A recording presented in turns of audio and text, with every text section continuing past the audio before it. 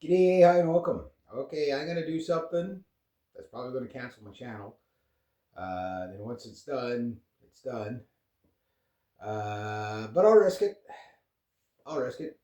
So, for the first time on this channel, taking a big chance here. World War III update. But considering the events of the last past 24 hours, hopefully the algorithms will be distracted enough. We'll see what happens. So I have to watch my P's and Q's on this, and I have to go with the assumption that you kind of know who the players are and what they stand for and stuff like that, right?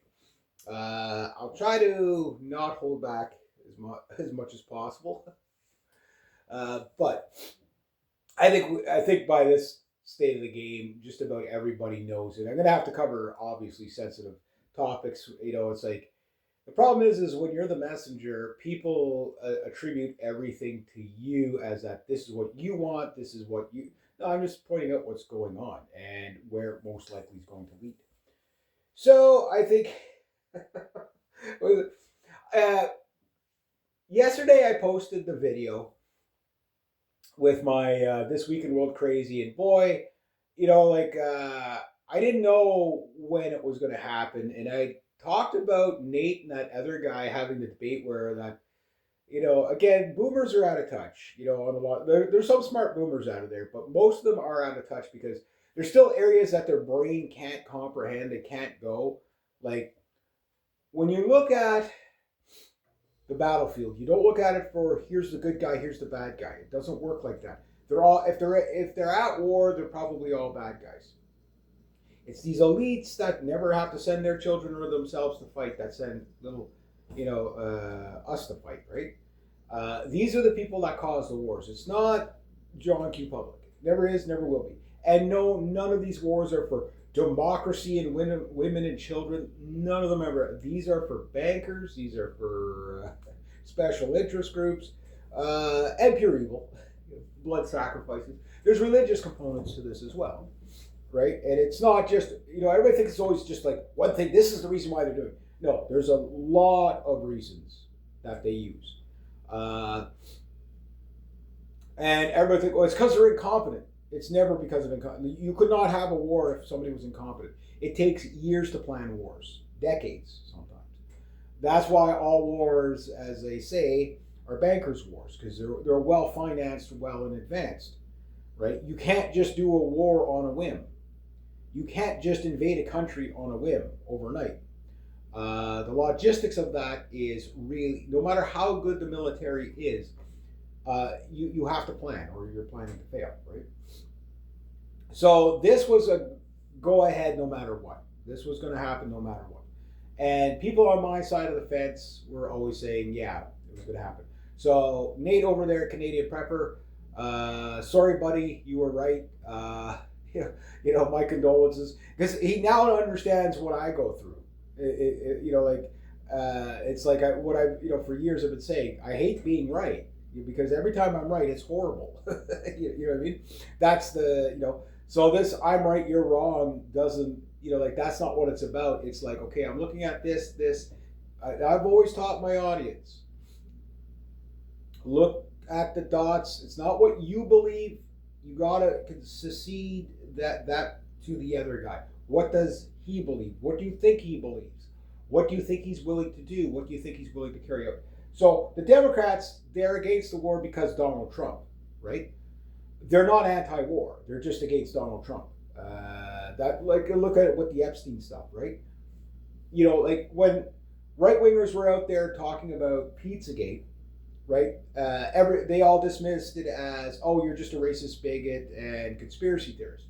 Now that you realize that it all came from official sources, now people are starting to catch on to it. But I'd rather you be on our side than not. You know what I mean? But it's this partisanship of people that will support things just to stick it to the other guy.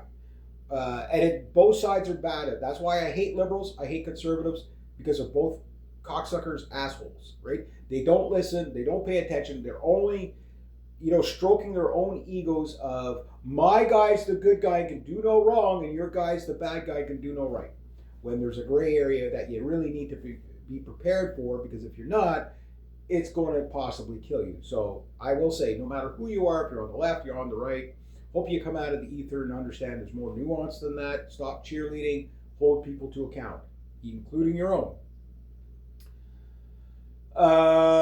The thing is that it's easy to turn a blind eye when your guy's doing what you don't want him to do. But there has to be a moral line somewhere, right? Where you just say, okay, I just cannot stay on board with that anymore. The Epstein thing is a pretty good kind of like Trump supporters. No, they did not support.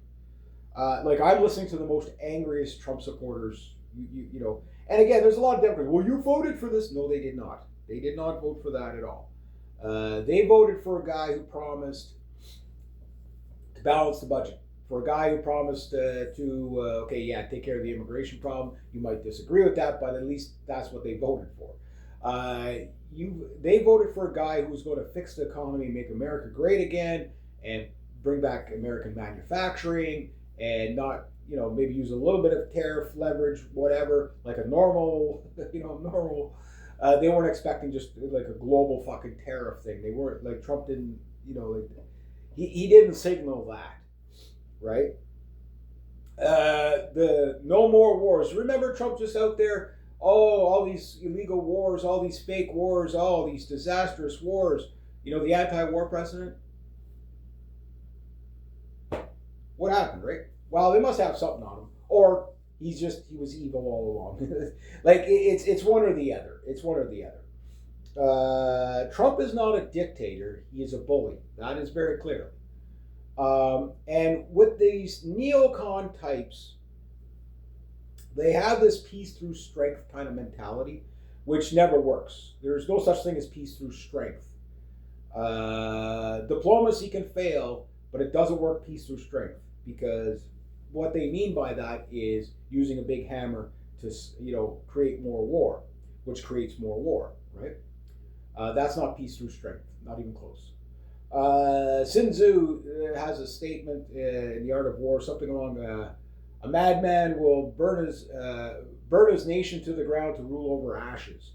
That's what Trump is doing right now. Why? Because he has to. Trump is a real estate guy, okay? And this is not Trump's idea. Yeah, I know people say, "Oh, he's stupid." He's not. He knows what he's doing. This is the worst part. He knows exactly. This is why the betrayal of the military. The people are mad. The military's mad at him. You know what I mean? You promised no more wars. No more regime change wars. And the excuse is, of course, the neocon. Like this is all for Israel. I mean. Like even the Israelis admit it. You know what I mean? It's the Greater Israel Project that's been around, the Oda Gion plan from 1986, or if you want to say observation, that just happened to play out exactly how he said. There's a name for it. I forget. There was a lady, she was talking about it. It basically, they have to tell you what they're about to do to you, therefore. It rids them of karma. You know what I mean? You have to understand, there's religious beliefs in this too, right? And it's on all sides. It's not just the Jews. It's not just the Christians. It's not, it's not just the Muslims. It's all three of them. There are end times prophecy, and I've said Trump is an evangelical Zionist doomer. Sure, he doesn't go to church every Sunday, whatever, but he follows the actions of a Zionist evangelical doomer. That's why I've been calling him that since the middle of his first term, right? And he's Israel first, not America first. He doesn't hate Americans. Joe Biden hated Americans. That was clear. Trump doesn't hate Americans. He just doesn't care about Americans. He's indifferent. If they do well, fine. If they don't, as long as Israel gets what they want. That's all Trump cares about. He's got Jewish grandchildren. And I know it's not all Jews. But you have to understand, to deny that this war is not for Israel at this state of the game is just, like, how much more gaslighting are they going to try? You know what I mean? Like, it's just like, yeah, but you just kind of, you've admitted too much. You know what I mean? And that's the thing. Like, my main sources are not the internet. My main sources are the actual politicians, the actual mainstream media pundits in each country. Like, they will tell you exactly what they're doing, and why they're doing it. And then when you repeat what they say, they come out and attack you. Like, it's the bizarrest thing, but that's what they do, right? So yeah, this is another war for Israel. All the wars in the Middle East are for Israel. That's even the Ukraine war is for Israel.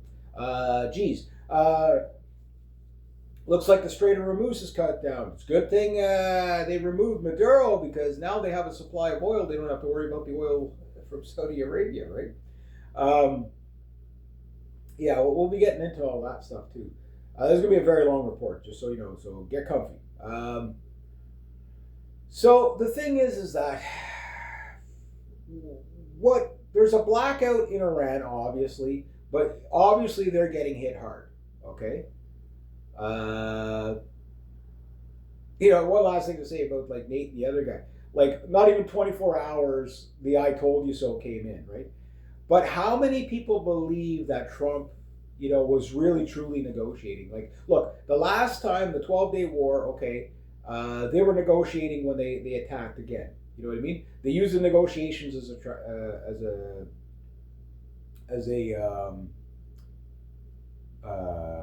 what do you call it? Like a distraction, right? Yeah, the Iranians out there say, "Oh, yeah, the talks are going well," and then 20 minutes later, the bombs are falling, right? The neocons will say it was Iran. They're the violent ones. They're the ones, supporting all the terror and stuff like that. Well, it's like this. Like, the Iranians themselves will admit, yes, we back groups certain ways, but those groups, basically, we don't control them. They're just, they're proxies in that way. But we don't control them, like Hezbollah and Hamas. They don't really control them. They just back them. Assad, they backed them. They didn't really, they helped training their guys and stuff like that. So they don't control the movements of those guys. They clearly they couldn't, even if they wanted to. Whereas everybody, yeah, but see that they're terrorists. They support terrorism. Okay, now the United States and Israel have backed the Free Syrian Army. Okay, who's the Free Syrian Army? Well, the Free Syrian Army was made up of Al Qaeda, Al Nusra, Nusra Front, ISIS, ISIL, IS, and about 1,100 different other jihadi groups, roughly, give or take, about 1,100 throughout the region, right? And then you had the SDF. You know what I mean? So these was ISIS not? Like, I remember Obama calling them the varsity team, but were they, again, how did ISIS end up with so many M16s? How did they get TOW missile launchers? Finding all the stuff all over Syria. How did they find Israeli ammunition for their their 5.56 ammunition? How did they find all that from Israel? Like in Syria, it's because the United States basically backed terrorists, openly admit, they just called them free Syrian, freedom fighters, right? But it was openly admitted, and to the point when they did overthrow Syria, they put an Al Qaeda, like one of the top Al Qaeda terrorists, in charge of the country, and then they have the audacity to say that the Iranians are the ones, doing all this violence and supporting terror, right? So again, where are the good guys? You know what I mean? Where are the good guys? No, the United States, they have a pirate navy. I talked about that. Cuba's now, basically responded with their pirate navy, killing an American or whatever on that opened fire on the Coast Guard. So is Trump going to use that for pretext to invade Cuba? Who knows? Let's wait and see. Like, everybody around the world, especially us up here in Canada, like, if you don't think Trump is not going to turn those U.S. military on us, he's going to do it. He's going to do it to Greenland. He's going to do it to us. He's going to do it to Cuba and whoever else he wants, until he stopped, right? I'm not making any threats here. I'm just saying that's the way it's going to be. So the thing is that I don't know how many Americans have been killed already. Like, there's a blackout. on Iran. There's a blackout in Israel, so you don't really get to see everything. But give it a week, I'm pretty sure we're going to know. Like if the reports are this so far. I don't know what today, but last night, by the time I went to bed around 11:30, the Iranians have been hit really hard. The Ayatollah possibly killed. The Iranians, I think, did come out and say yes, he was killed, and a bunch of other leaders, but it doesn't really seem to matter because the chain of command in Iran is not based on one guy running the show. It doesn't work like that. You kill their top general, the next top general takes over. And the thing about the Iranians is top generals kind of meaningless, and I'll tell you why. Because all their generals are pretty much trained the same way. So it's just the guy, okay, tag, you're in, you know. So it's not like, okay, this guy was just that much better than all the other guys. No, these guys work together. I'm sure they all have their styles and stuff like that, and tactics and whatever that they will use. But at the end of the day, they all kind of have the same capabilities, and you're talking about hundreds of guys, right? So it's going to take a long time to kill those guys off, and they're always training the next up and coming. So you're not going to get the regime change, even though Trump has just basically took the Bush doctrine and condensed it into one speech. They remember when George Bush told the Iraqis to rise up against both junior and senior did this. Rise up against the Saddam, and we'll come and save you, and then they didn't.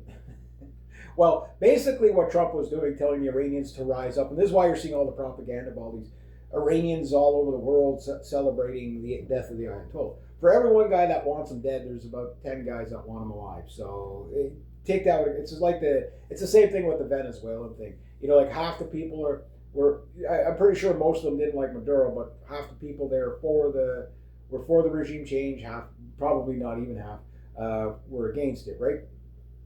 But that's up to those people to make that decision, right? Chances are, I don't think the majority of Iranians would get rid of the Ayatollah. I just don't.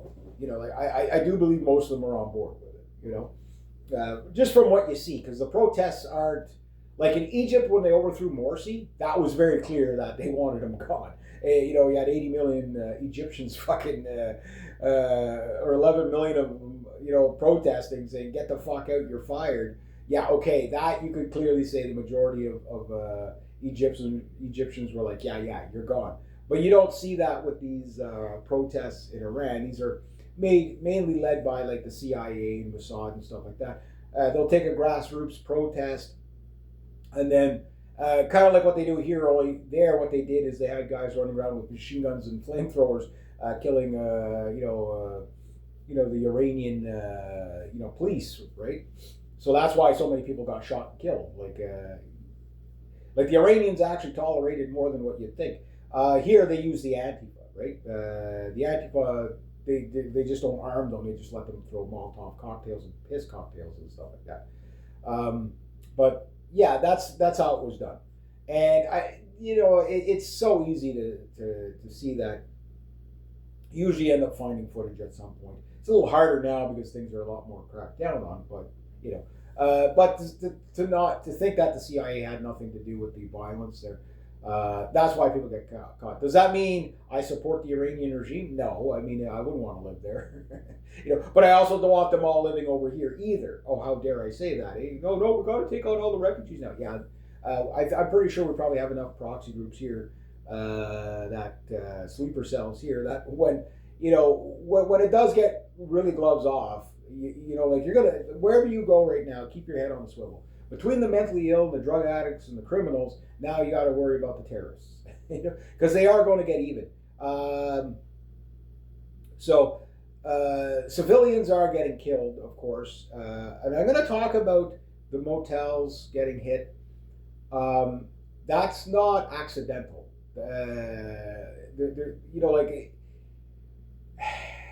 The plan that they have was so televised, and you got to understand, like the 007s are really the ones that are probably the main intelligence in this. the guys on the ground for whether it's the Mossad, whether it's the Iranian IRGC, or the some of their proxy groups, whatever. But the thing is that the military movements are documented, right, on all sides.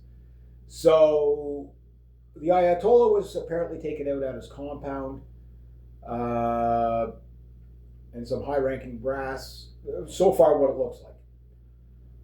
But for civilians, yes, they've hit hospital. The Americans have hit hospitals. They've hit a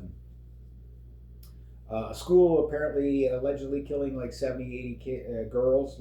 They hit a girls' school. They hit 2 schools, apparently, which is not uncommon. The Americans tend to slaughter a lot of innocent people like that. So do the Israelis. The Israelis focused on the tunnels, it seems, with their Air Force, and they were basically trying to get, basically blow the cave entrances up so they couldn't get the rocket trucks out or whatever. Which, give that a day, they'll clear the rubble. That's what bulldozers are for. Drone swarms everywhere. The Iranians scored. The big news in this one, so far, the biggest thing that they got was a couple of the radar stations. So the thing is that the 5th Fleet Naval Base was hit really hard. How many people killed? Who knows? So far, the body count is like it's a few hundred on each side for sure that has been released, but it could be thousands by this morning. Who knows? Now, here's what apparently seemed to have happened. They hit 14 U.S. bases overnight, which is no small feat, no matter how. And they're using the shitty stuff to do this, right? The Americans are using the older Tomahawks while they're using the older rockets. You had an Iranian general say this, like you do realize we're using the shitty stuff right now, right? Interception rates seem to be pretty high, but the Iranians, they may have fired, about 520 rockets and drones at Israel so far. Around the rest of the Middle East, who knows? I mean, they have tens of thousands of rockets. They could have 1 million rockets, who knows? The drones were really hard to stop, and basically a Shahed drone, they say, is about $30,000. And they took out a $1.2 billion radar installation. They took out the radar. The radar is probably only worth a couple $1 million, but the installation is worth $1.2 billion. Now, once that radar is out, I'm sure the rockets followed in and really whacked the place. And they do seem to be hitting stuff fairly accurately, even with the old stuff. Not too much seems to have gone astray, but when the missiles get shot down, a lot of times, the carcass of the missile, which is about a ton and a half, rains on somebody's head and kills people that way. So the debris has been killing people as well. Now, the bases, many of these U.S. bases were not defendable, right? The Patriot missile systems, you can see some of them in action, whatever. And you could clearly see some of the Patriot missiles, it's like 1 and 2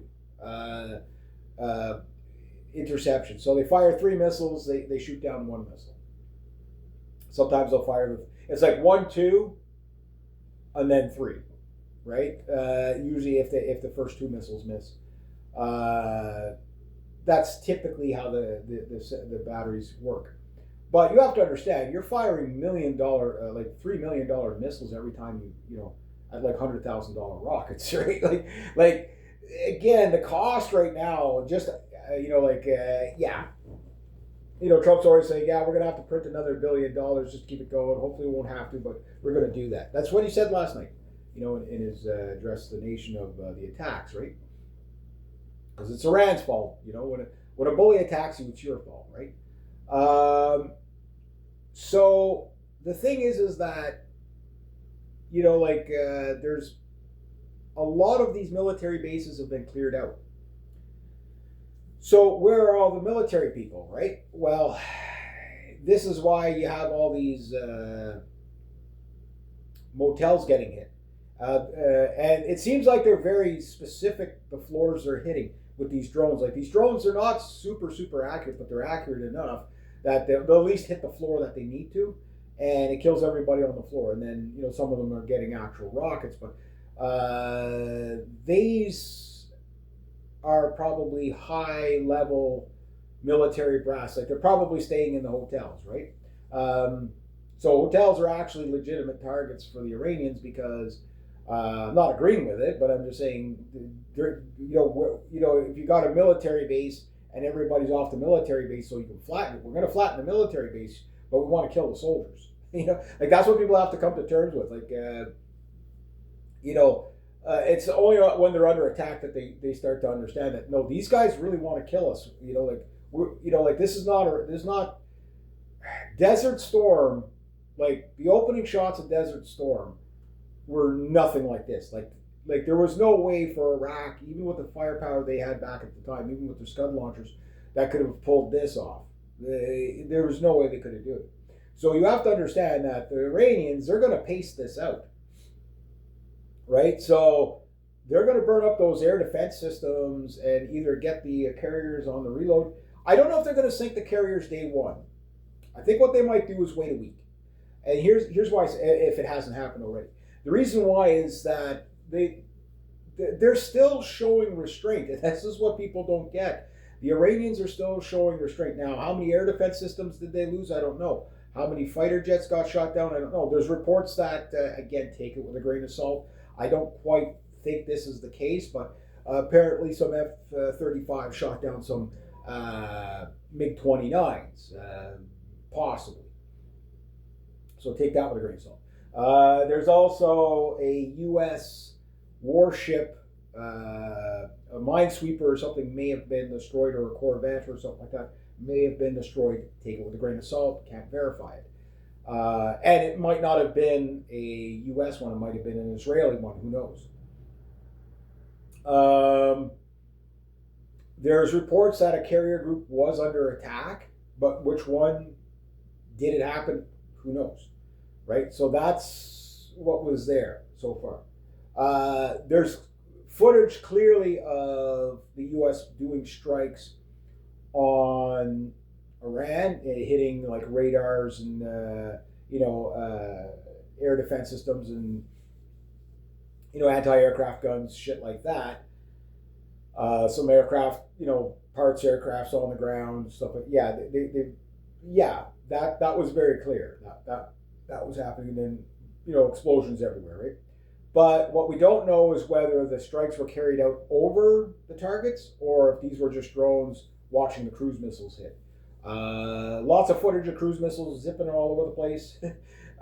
It's quite bizarre to see when you see like 50 cruise missiles. They just zip by you, like. So there's lots of that. Iranian drones kind of everywhere. There was a few hypersonics used last night for sure. Spectacular views in the sky for sure, but very terrifying on the ground, I'd imagine. Air bases hit. Again, Bahrain, Qatar, UAE, Saudi Arabia. List goes on and on and on of countries. The United Arab Emirates. I think their largest airport got hit by either debris or deliberately. It's hard to say, right? So that's where that's at. That said, the protests, all the, pro-U.S., like again, the propaganda is everywhere. Carney, he had to come out and support. Hopefully doesn't commit any Canadian troops to this slaughter fest that's about to take place. There's no way the United States is going to win the war with 250 aircraft. Like there's about a total of 400 aircraft in on these strikes. The British were kind of like, no, we're not in on this, but they do have Typhoons patrolling because, backlash is a bitch. France, Macron was out there saying we had no idea these strikes were coming, or, we weren't informed of the strikes that were coming. Everybody kind of, this was the biggest telegraphed war ever. And a lot of people, and I can understand why that guy thought that this was all just a bluff, because if you were a serious military planner, you wouldn't announce, oh, my carrier groups are going to this place, they're going to that place. That's hubris. That's what Donald Trump truly believes the U.S. military is unstoppable. He truly believes that. The Maduro raid gave him an extra boost of confidence, and he's a bully, right? You're going to do what I say or I'm going to fucking hammer you, right? That's that neocon kind of mentality, right? You're going to give me my way or what else? I win, you lose. That's how Trump views everything. He views trade like that. He uses every deal like a real estate deal. You know, I win, you lose. Problem is how many people are going to die, you know, for this guy's ego, right? And for Israel, that's why that's who the goy are dying for, is for Israel. And you know, it comes out that the toilet problems on the this is the rumor anyway, on the what's called not the Eisenhower, the Gerald Ford, you know, the flagship aircraft carrier. The toilets were being blocked by T-shirts, so it means sailors were trying to sabotage the ship so they wouldn't go to war, I guess. You know, maybe that, if you can believe it, right? That said, you know, it went from, the Israelis made the statement, it went from this is going to be over in a night or two to, okay, this is the first phase, it'll be about a week. So what they're telling you is that, holy shit, no, these guys are hitting us back, and we, you know, like we're going to be in this a little longer than we thought. Israel's done. They're done. They're done globally. They're done. They've got a lot of power. Yes, they control the media. They control the schools. They control the internet. They control just about everything, right? They've got all this money. Sure, you know, the Israeli lobby is huge. We know it. They control the United States. They control the United States military. Right? 2/3 of the U.S. Congress is dual citizenship Israelis. So, or maybe it's more than that, whatever. But you get the idea. So we know what Israel controls. Netanyahu calls the shots. That said, Hezbollah and Hamas, I haven't heard anything other than a few statements that they weren't going to join in. But I think they kind of understand. Again, we'll have to see what the Israelis do. Because I have a hunch that the Israelis are probably going to go into the West Bank and just start slaughtering people, left, right, center, just due to the fact that everybody's distracted by the airstrikes, right? So this is a great time to, you know, okay, let's go into the West Bank, let's go do this. So I think it's going to come to the rise of the Islamic world is just going to rise up against Israel, because it's do or die time. Like, you're about to be killed. Now the Iranians, what they're saying is, if you stop, we stop, right? But, and I believe the Iranians, and I'll tell you why, because it's always in their best interest to stop, because it gets them ready for the next, you know, like ceasefires, whatever you see, like ceasefire in Ukraine, for example, right? All they're just saying is, okay, our guys are at the edge, okay, we'll have a ceasefire, okay, and, you know, make it look like there's a peace deal. No, what they're doing is regrouping, replenishing troops, getting the next batch ready to fight. The U.S., these warships have been at sea for a lot. I think the Gerald Ford has been at sea now almost like 9 months or something like that. Don't quote me on the exact amount of time, but better part of a year, right? These sailors are tired. They want to go home. A lot of these sailors were on their way home, and then they had to turn around and go back and fight. So they're kind of demoralized on that. The U.S. losses, I don't know what they're going to be. Now, the countries obviously that Iran is hitting, they've pre-warned, said, look, if you host U.S. assets, we're going to hit them, or Israeli assets, we're going to hit them. You know, and this is something that is totally understandable in a total war scenario. Like, this is not limited strikes. The big thing about Iran is they hit back right away this time. There was no, in the 12-day war, for example,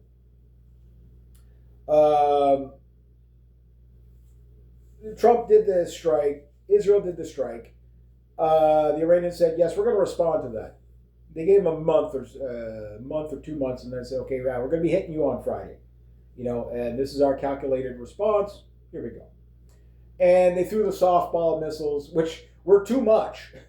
You know, they pounded them for a week, and it was 2 weeks, and it was too much for the Israelis. They're like, okay, let's get peace talks. Yeah, you know, they were hitting them with like 200 missiles a night, that type of thing, and 2 to 3, you know, 100 drones or whatever it is. And these drones are actually really hard to stop because they're low and slow, and they're hard to detect. You know, like they do get through, right? But these drones are designed for that kind of warfare, just like, okay, burn up all the missile systems. Burn up the Iron Dome. Burn up, and the Iron Dome, like, I mean, they're not going to last. Like, yes, they've got lots of missiles. I'm sure they've replenished a ton of missiles, since last year, or since last June when the last attack, okay. But so did the Iranians. Like whatever they burnt up, they probably doubled in manufacturing, right? So I don't know if the drone swarms have started going after the carrier groups yet. They might be a little bit out of range per se, but I could see them doing like harassing stuff just to burn up ammo. Okay, like send maybe 10 drones after each carrier group a day, just enough to burn up a couple of missiles, whatever. Because like you do this for a week, you deplete the stockpiles very, very quickly, right? And again, they're still using the old stuff. Now the thing is the air defense, because like everybody's like, oh well, the U.S. air power can't be matched, and the Israeli air power can't be matched by the Iranians. Well, if you're just talking aircraft to aircraft, the Iranians have about 350 aircraft. How many usable, I don't know, all in. And there's about 450 aircraft reported on the coalition side that were used. So my take is this, is that I think it just depends on what's able to fly. But you have to understand, in about a day, 2 days, like a lot of those aircraft on the American side and the Israeli side are going to be grounded due to maintenance, right? That's when you're going to see a lot of hits. Where are these things going to go for maintenance? What, Europe? Then they got to fly all the way back. By the time they get back to the Middle East, they're grounded for maintenance again. You know what I mean? We're going to find out how well the F-35 does. Keeping those things flying, right? Because you got to understand, like the average F-18 for every 1 hour flown is 12 hours of maintenance. An F-16 for every 1 hour flown is about 3.5 hours, 3 to 5 hours of maintenance, right? An F-15 is like, for every 1 hour flown is like 20, 30 hours of maintenance. F-22 the same thing. F-35 the same thing. That like rotating these aircraft is not going to be easy, right?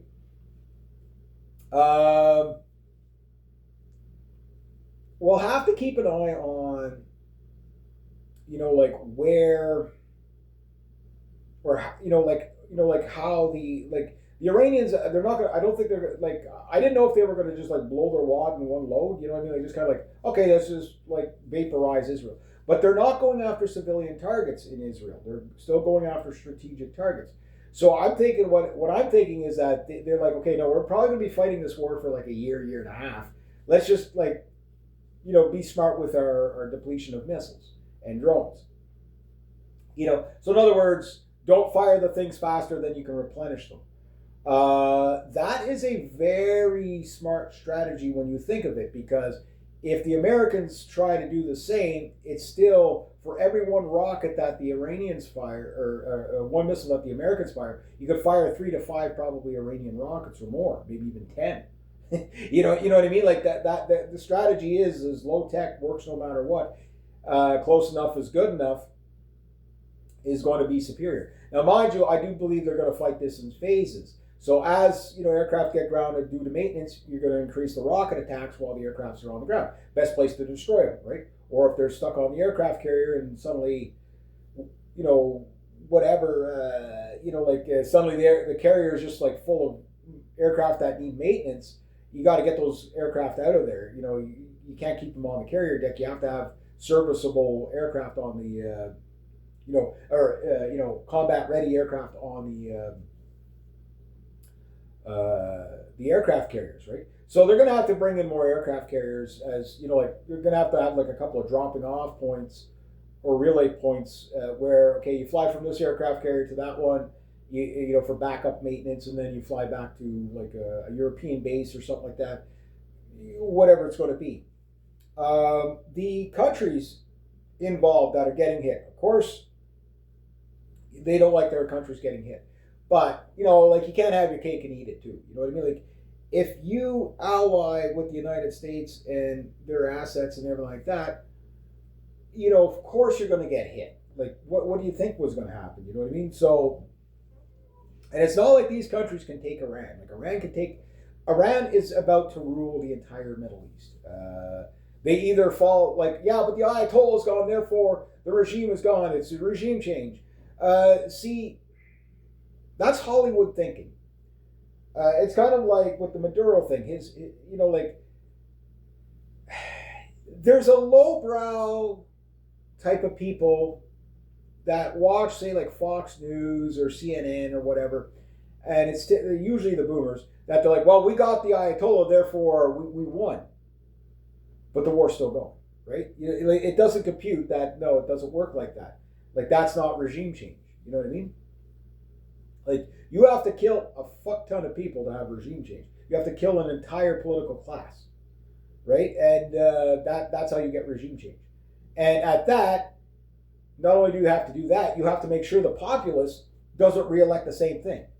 You know what I mean? And there lies the problem. So you're not going to get regime change. Now, incidentally, while all this is going on, the Pakistan is being basically supplied by the United States to attack Afghanistan. So there's a strange war going on between them, just as I guess it's a part of the operation. And of course, yeah, what's the name of this military? Something. It's as Hollywood as you could possibly make it. It's like Titan Fury or something, whatever they called it. Yeah, it's pretty hokey anyway. And the thing is that they call it a special military operations. Bad choice of words after all this bashing of Putin. Special military. Just call it a fucking war already. Like, what do you think? Like, people, oh, this is not a war. It's just an operation. Like, who do you think you're fooling? Yeah, okay, I get it. There's the lowbrow, well, we're going after terrorists, like you just sit back and laugh at the chaos of it all. But that said, yes, the Iranians have basically throttled or shut down the Strait of Hormuz. Either way, ships aren't going through just because they don't want to get blasted out of the water. That part right there, for every day that those ships sit there, it's a massive supply of, between the Houthis have basically shut down the Red Sea, and the Iranians have shut down pretty much the Strait of Hormuz. So global trade, for every one day that's delayed, it's probably going to take 3 days to compensate for it. So you're about to see a lot of countries. Now, mind you, China can still get oil through pipelines and stuff like that, right? So it's a little less convenient for them, but the strait was the better way. So I think what the Iranians might do is do like a controlled, okay, you can go through, you get safe passage, but you do it at your own risk, because if there's warships, we're sinking them all. You know what I mean?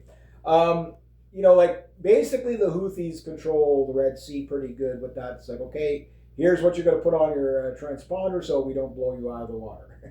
It's something like I Stand with Palestine or something like that. That's what they were getting the ships to do, right?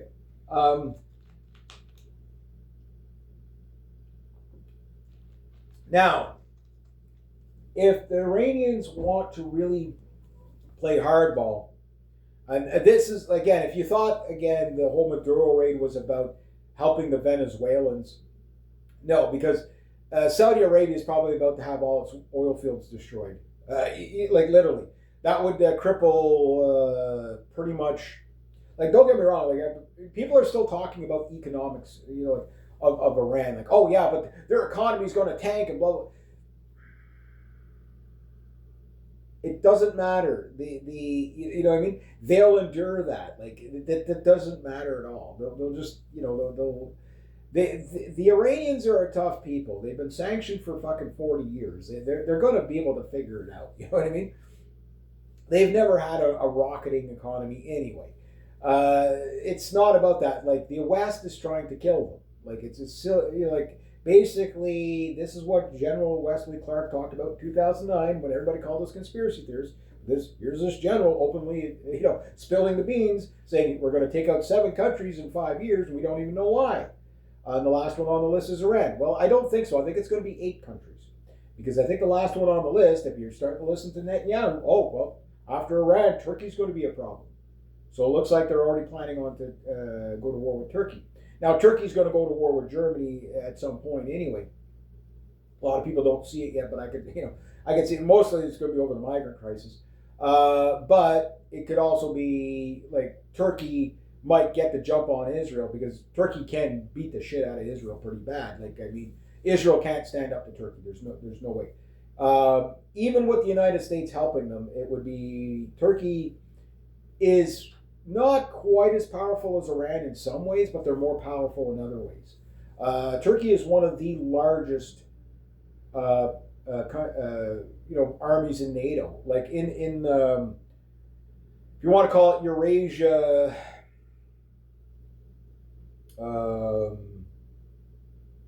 East,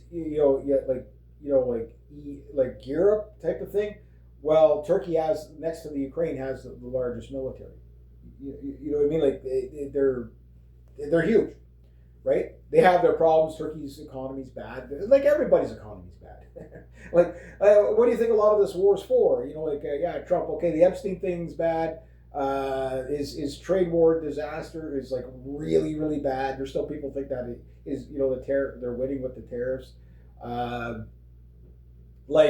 think starting next month or the month after, or the next hydro bill going from BC to the United States, there's a new tax. So basically, what the current government did said, well, whenever they hit us with Trump hits us with a tariff, if it's a 10% tariff, you get an extra 10% on your hydro bill.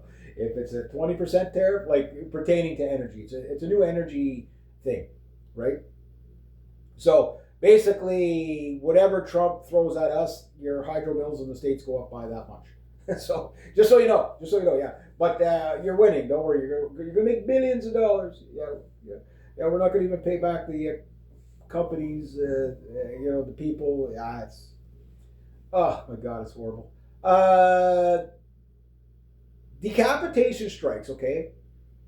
The American hubris is this: that nobody would ever take out our leadership, and I'm thinking. Again, the Americans have so many enemies now because of Israel. Paul Craig Roberts talked about it. Said, look, the whole doctrine is that if the United States, and Israel, the idea is to always have an enemy to fight. So it helps the weapons industrial complex, sure. But the thing is that I'm thinking, and don't be surprised. Okay, here's the deal. Iran has a handful of submarines, right? Now, for their submarines, they got like 3 Kylo class. I think one was stuck at the dock. I'm sure it got destroyed if it didn't take off already. I know some Iranian warships may have been hit in port, but I think it's just because the Iranians understand that you're going to fight asymmetrically. You're not, there's no point in wasting money on World War II technology. And that's exactly what as advanced as America's military is. It is still a World War II model. It still is. Aircraft carriers and fighters and stuff like that. But you can't win a war with fighters, no matter how many fighters you put into the, and the thing is you got to think of the fuel. Like, there's going to start to be fuel shortages once the Iranians start, like, again, where are you going to refuel? The Iranians, I'm sure they're saving their air defense. Like, even more than shooting down bombers, you shoot down the tankers. You shoot down the tankers, that greatly limits the ability of an F-18 or a Hornet or a Growler, right? Like, I mean, the Super Hornet has, I think, about an 800-mile range, give or take, and then plus drop tanks and air to refueling, right? You take out that tanker, which the Americans have like about 100 tankers. So they got a few that they can burn up. But, you lose that tanker, suddenly you have to move the warships closer so that you can do a round trip. Right? Because you got the range, this is how you got to kind of look at it. There's the range of the aircraft itself. There's the range with weapons. There's the range with drop tanks. And there's the range with air-to-air refueling, okay? So if you want a full weapons load, you don't take any drop tanks, but then your weapons range, an F-18 is maybe about, like I say, 600-mile range. The same thing for like an F-16 or whatever. So if you don't have any drop tanks, you're not going to make it there and back, right? Especially if your aircraft carrier is 600 miles away from Iran, right? Uh, and to take out everything with cruise missiles, that's not going to work either. Because you're going to run low on surveillance drones, like there was a Q4 Hawk. Like these are the most advanced drones in the world, and they're getting shot down left, right, and center. You know what I mean? So the Iranians are shooting those down. So at some point, you have to get in closer. And I think that's what's going to happen as they deplete things. So, okay, well, the Americans are landing in the UAE or Qatar or Bahrain or, what you call it, Saudi Arabia or whatever. Okay, they're being refueled. Okay, hit the fuel depots. Once Iran starts hitting the fuel depots and the oil wells, suddenly the only way to get these U.S. aircraft into the region is going to be via air tankers.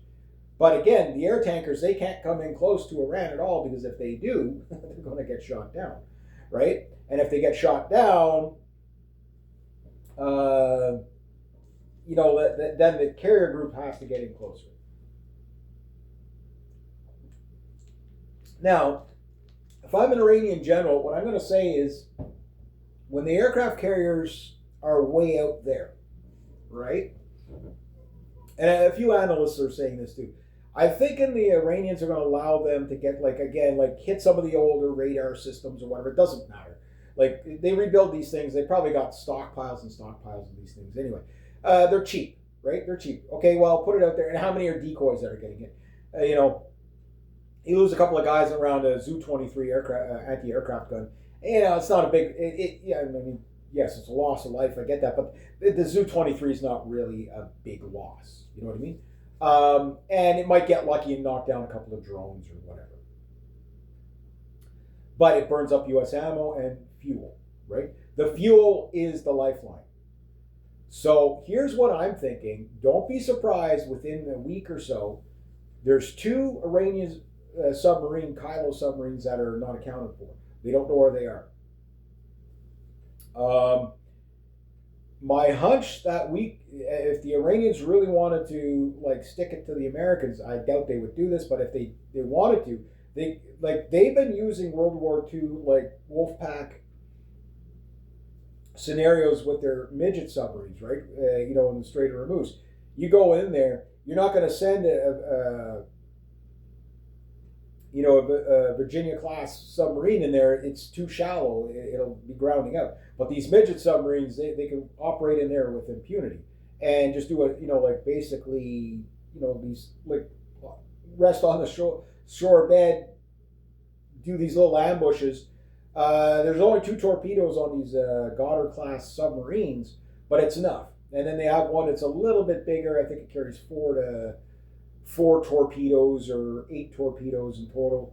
Again, more of a coastal sub, for lower waters. Now, mind you, in such shallow, I think the deepest of the Strait of Hormuz is something like 160 feet. So it's not very deep at all. Not very deep at all. The downside to that is that these little subs can be detected. You can basically see them from the air. You know what I mean? You can see whatever. They're easier to detect once you're over them. The problem is you have to be right over top of them to detect them. By that time, they've already got a torpedo up your butt. So if they lose one Goddard class to an aircraft carrier, they win. You know what I mean? And that's the thing is that's what you have to worry. But what I'm thinking is, I wouldn't be surprised if they don't have a submarine sneaking in. And I know there's a lot of underground surveillance and stuff like that for submarines off of everybody's coast. But could you imagine torpedoes going into Norfolk and sinking whatever's in the harbor? Holy shit. That would be the ultimate. Because right now, this is the second Pearl Harbor for the Iranians, right? They've been attacked for no reason, really, at the end of the day. Just because you don't like them doesn't mean you get to attack them. And this whole, we're self-defense and preemptively striking them. There's no such thing as, all these Second Amendment people that try to use that as if somebody threatened you every day and said, death to America, death to America. Yeah, but why are they saying it? It's because I've been saying this forever. They say it because you keep threatening to destroy them. Gee, of course they're going to say it, but then they're the ones in the wrong. Well, maybe stop threatening to destroy them and strike them, and then of course you struck them twice already. At some point they're going to hit back. So power grid, I could see the sleeper cells going after that. Watch for peace buses. You're going to see. Look, there's just going to be like the lunatic Muslims out there that are just going to be in favor of. Well, this is jihad time. You know what I mean? Jews are obviously going to get hammered. Watch New York City for sure. You're going to see a lot of attacks on Jews. Yeah, that's going to happen. But that's also coincides with the 110th expulsion of the Jews. This is definitely going to kick it off big time because worldwide, every Muslim around the world is now ready to kill every Jew. Like they're ready for it. Don't be fooled by the propaganda you're seeing on the TV that all these Iranians, in Canada and the United States are all celebrating. That's a handful of them. The rest of them, they want the caliphate. You know what I mean? The House of Islam. You know what I mean? It's that. It's crazy. I get it. But no good guys, right? So yeah, you're going to see that. You're going to see probably sleeper cells. But what I wouldn't be also surprised to see is if there were drone attacks on U.S. bases in the United States. Like picture a B-52 sitting on the ground, and a drone lands on the wing, blows a hole in it. Why? Because that's what the Ukrainians are doing to the Russians, right? You start seeing that happen. Again, just because look, the U.S. Joe Biden depleted a lot of the U.S. Strategic reserve to keep gas prices down, right? Trump tries to fill up the strategic reserve, but it's because it's been so depleted. The only way they're going to do it is if they steal the Venezuelan oil. So that's the whole point of stealing the Venezuelan oil on behalf of Israel. That's why Israel's getting the tankers go there. Why? Because the Israelis are going to need the oil to fight the war. You know what I mean? Makes sense now? Yeah. But but it was about getting rid of Maduro. It really was. Yeah. Am I 100% right? Probably. Do I know for sure? Not for sure. But I mean, Occam's razor here, cui bono, right? Like, I mean, you take out Maduro in Venezuela and steal the oil, send the tanker to Israel, and a week and a half, 2 weeks later, they're at war. You know what I mean? And like the next tanker. Now, the Americans did, I think, turn around the Russian tanker that was going to Cuba. The rule is now that the Americans will sell Venezuelan oil to Cuba, but only for the businesses, not for the government. Because again, the Americans have created a humanitarian crisis in Cuba, right? It's not making the news because neocons, right? They have to make people suffer. They're evil. They're pure evil. But no, I think the Iranians have probably got multi-layers of attacks that they're going to do in the States itself on infrastructure, stuff like that. It probably won't be isolated to there. It depends on how the war goes. I think what they're doing is probably say, okay, well, when they take it to this level, we'll go to that level. So right now they're hitting the U.S. bases, but I mean, after a day or two, those bases are going to be flattened, right? Nobody's rebuilding those bases anytime soon, until the war's done. So once the radar installations are all knocked out, they're going to have to find new targets. Well, what do you think the new targets are going to be? It's going to be oil. It's going to be hospitals. It's going to be power stations, food silos. You name it. Now, will they do that to a lot of their neighbors? No, but they'll probably do it to Israel. I think what they're going to do to the neighbors is just, okay, we're just going to take out your THAAD systems. We're going to take out your Patriot systems and whatever. Just because they're used against us, you're not allowed to do that anymore. So the Iranians are going to get a Patriot system on reload. You know what I mean? Like, they're going to get them all the reloading. So the crews, if they're in those command centers, like the command center is what you have to hit. Like a lot of people look at the missile launcher. The missile launcher, yeah, you take it out. It's helps yourself out. But no, you take out the well-trained crew. That takes 5 years to train up. that's how that's how you do it, because you have to understand a Patriot missile system takes about 90 people to run it, like a full, if you have a full battery of 72 missiles or whatever, and there's multi layers of missiles that that are also used in it, right? So the Iranians have mobile truck launchers. They don't have a lot of types of air defense, but they have a few, and almost all of them are mobile. They do have obviously stuff that's stationary, but I'm sure that stuff gets, like stationary in this day and age. Like if your rocket launchers, your artillery, your air defense are not on wheels, you're a sitting duck. You know what I mean? Like even the Syrians knew that.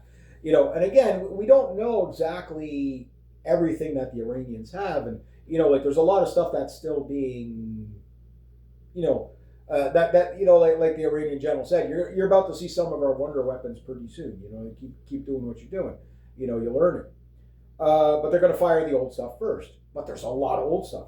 Even if we just went with, say, 2010 numbers of 130,000 old, Soviet and Chinese and North Korean rockets, that's a large number. You know what I mean? And we know that they didn't fire.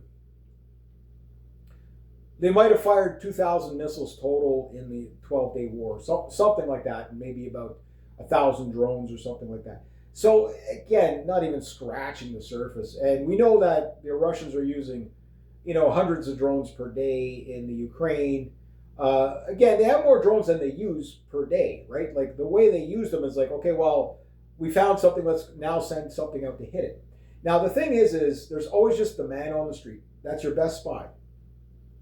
Like you have guys that probably have just a pair of binoculars saying, yeah, okay, the F-22s are taking off now, the F-35s are taking off now. F-22s, I think for the first time ever landed in Israel. I don't think it's the first time ever, but that's what they're saying. So can you imagine nailing a bunch of F-22s on the ground in Israel? Wow. That's a major score for them. I mean, they took out last night, okay, so far the United States lost a $1.2 billion radar and a $500 million radar. Again, the actual dome is probably like the actual radar itself is not worth it. It's the whole apparatus, the whole buildings, the command center, all that. All the people there. Now, those things, if there were people in there, you're talking a couple hundred people that are now blind. If they were in that building, I mean, they're vaporized now. Again, what's the death toll? The thing is that the media is not going to tell us. And there was one point that Canadian Prepper's guest was making, that whenever like some U.S. soldiers get killed, the first few batches of them that come back in body bags or whatever, in the caskets, they get this big ceremony and the president's there and greets the widow and all this stuff, right? And then the rest doesn't matter, right? I mean, just understand, there's not a single American that's fighting there overseas that the system cares about. So when you come back all fucked up with PTSD because you saw half your buddies vaporized by a fucking rocket, don't expect veteran care because you're asking too much. How dare you? Like if you haven't learned from Justin Trudeau, the veterans are just asking too much. We have to give that money to the illegal migrants coming in. You know what I mean? Like that's what we're up against, right? And like you're never going to get a thank you from Israel. You're just going to say, "Well, you stupid goy, you should have. Why aren't you dying for us? In larger numbers." That's all you're going to get. The Israelis hate you. They don't. Again, and the Israelis will fight the Iranians to the last American. God help the Americans that think they're fighting for freedom, liberty, and keeping America safe. If anything, Donald Trump just made America target number one for every jihadist. That's what he's done. And again, the surrounding countries like Canada, like we're going to get the blowback too. We're going to get Iranian terrorists here. We're going to get like the Jews and the Muslims fighting here. Like what I mean? Like again, port them all. Get rid of them. We're sick and tired. Keep that shit over there. You know what I mean? Again, I don't know how good the Iranian Air Force is, but my hunch is that they're probably not in the skies, because I think they understand that they probably, even if they do have Su-35s, they would have to have them somewhere in the country that when they launch them, that they could use them, say, to go after like tankers and stuff like that and do sneak attacks or whatever, with the capabilities. And same if they have the Su-30s. I know they were going to get about 30 of them or whatever. So maybe they have that. If they do, they could use those against anti-shipping, but they have to clear the skies first. But what I'm thinking is the air defense systems are cheaper than the fighter jets, and they're cheaper to run. Some of the air defense systems, I think, have like a 250-mile range. How accurate are they? I don't know. But if they fire the old missiles first and get lucky, say they have to fire 10 missiles to shoot down one aircraft, it still takes 5 years to bring an Israeli pilot up to scratch. That's, And the Israelis, yes, they have 300 some odd fighters. Not all of them are state of the art. They have about 7, maybe a bit more than that now. They have about 7 F-35s themselves. The rest are all F-16s. And the F-16s, the Syrians, they were able to shoot down the Israeli aircraft without problem once they were given the green light. It's just they chose not to escalate, so they didn't shoot, they would shoot down the missiles and the cruise missiles and stuff like that rather than shoot down the fighter. Iran, I think, shot down one Israeli F-16 on the last go. Shot down a female pilot. So we'll see what happens there. But there's a lot of like these veteran guys and whatever, cheerleading it on. Yeah, we're winning, we're winning. We've shot down their this, we've destroyed that. And they look at a little bit of footage, but they're not taking the other side in, that the guys that are actually getting the bombardments, right? There's one guy who's in like, it was like, oh my God, a rocket got through, and then the second, I gotta get out of here. It's like, yeah, because he's in the motels, the surrounding motels, right? The soldiers are in the surrounding motels. That's why, like, the Iranians aren't accidentally hitting these motels because they're, got bad aim or whatever. No, they're very precisely hitting these motels. Now, there's a lot of innocent people in these motels. I get that. It's horrible. Like if you were like in Dubai on vacation, I forget the name of that big fancy island. That neighborhood's getting hit because there's military people there, and dignitaries and what have you.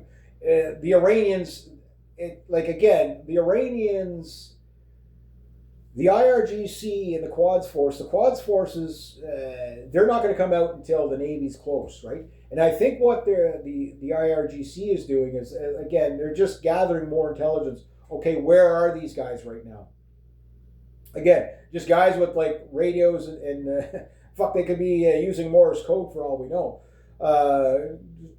You'll telegraph to Iran, whatever, carrier pigeon, whatever. Hit the rocket here. But yeah. But the thing is that the aircraft carriers are out far. Okay, if they're 1,000 kilometers, which is 600 miles away, that is a one-way trip for an F-18, right? So the F-18 has to have enough fuel to get back. So there's the range of the aircraft, or the F-35. The F-35 has, I think, about an 800-mile or 900-mile range, which is a bit better. But it's not enough to get there and back. So the weapon itself, like the cruise missiles that are fired off the F-35s, they might have another 200 to 300 kilometer range. So that might be enough for them, right, to hit the coastal stuff. But deep strike inside the country, you have to fly over the country. And you're not doing that when there's all these air defenses and fucking mountains and everything. Like, half the air defenses are under the fucking ground. You know what I mean? Like, you in a cave somewhere. Like, you know what I mean? You're not going to detect that. Like, you're not going to say Apache gunship helicopters. Yeah, they've got like anti-drone ammunition now that does airburst. They've had it for a while, but basically they're fitting Apache helicopters with it so that they can go drone hunting. So when these drones come in, they can shoot them down, right? So the thing is these drones are going to be more of a nuisance than damaging. But when they do hit something, like I say, they take out a couple of floors on a high rise. You know what I mean? Like they do have a lot of power, and they're cheap. But I think what they're going to do, and a few analysts have been saying this is, and this makes sense, is let the Americans get the strikes for two reasons. The Israelis and the Americans get the strikes. Then once they start running low on ammo or whatever, they'll call off the strikes, and that'll be the end of it, right? And then we rebuild again, and we hit some stuff, we kill some of their guys, they kill some of our guys, whatever. But we get to rebuild and keep going. The sooner the war ends, the better it is for Iran, right? Because they'll just rebuild again, whatever, replenish the losses, get ready for the next round. But here's what I'm thinking, is that the hubris of the United States is that we can now take out Iran completely.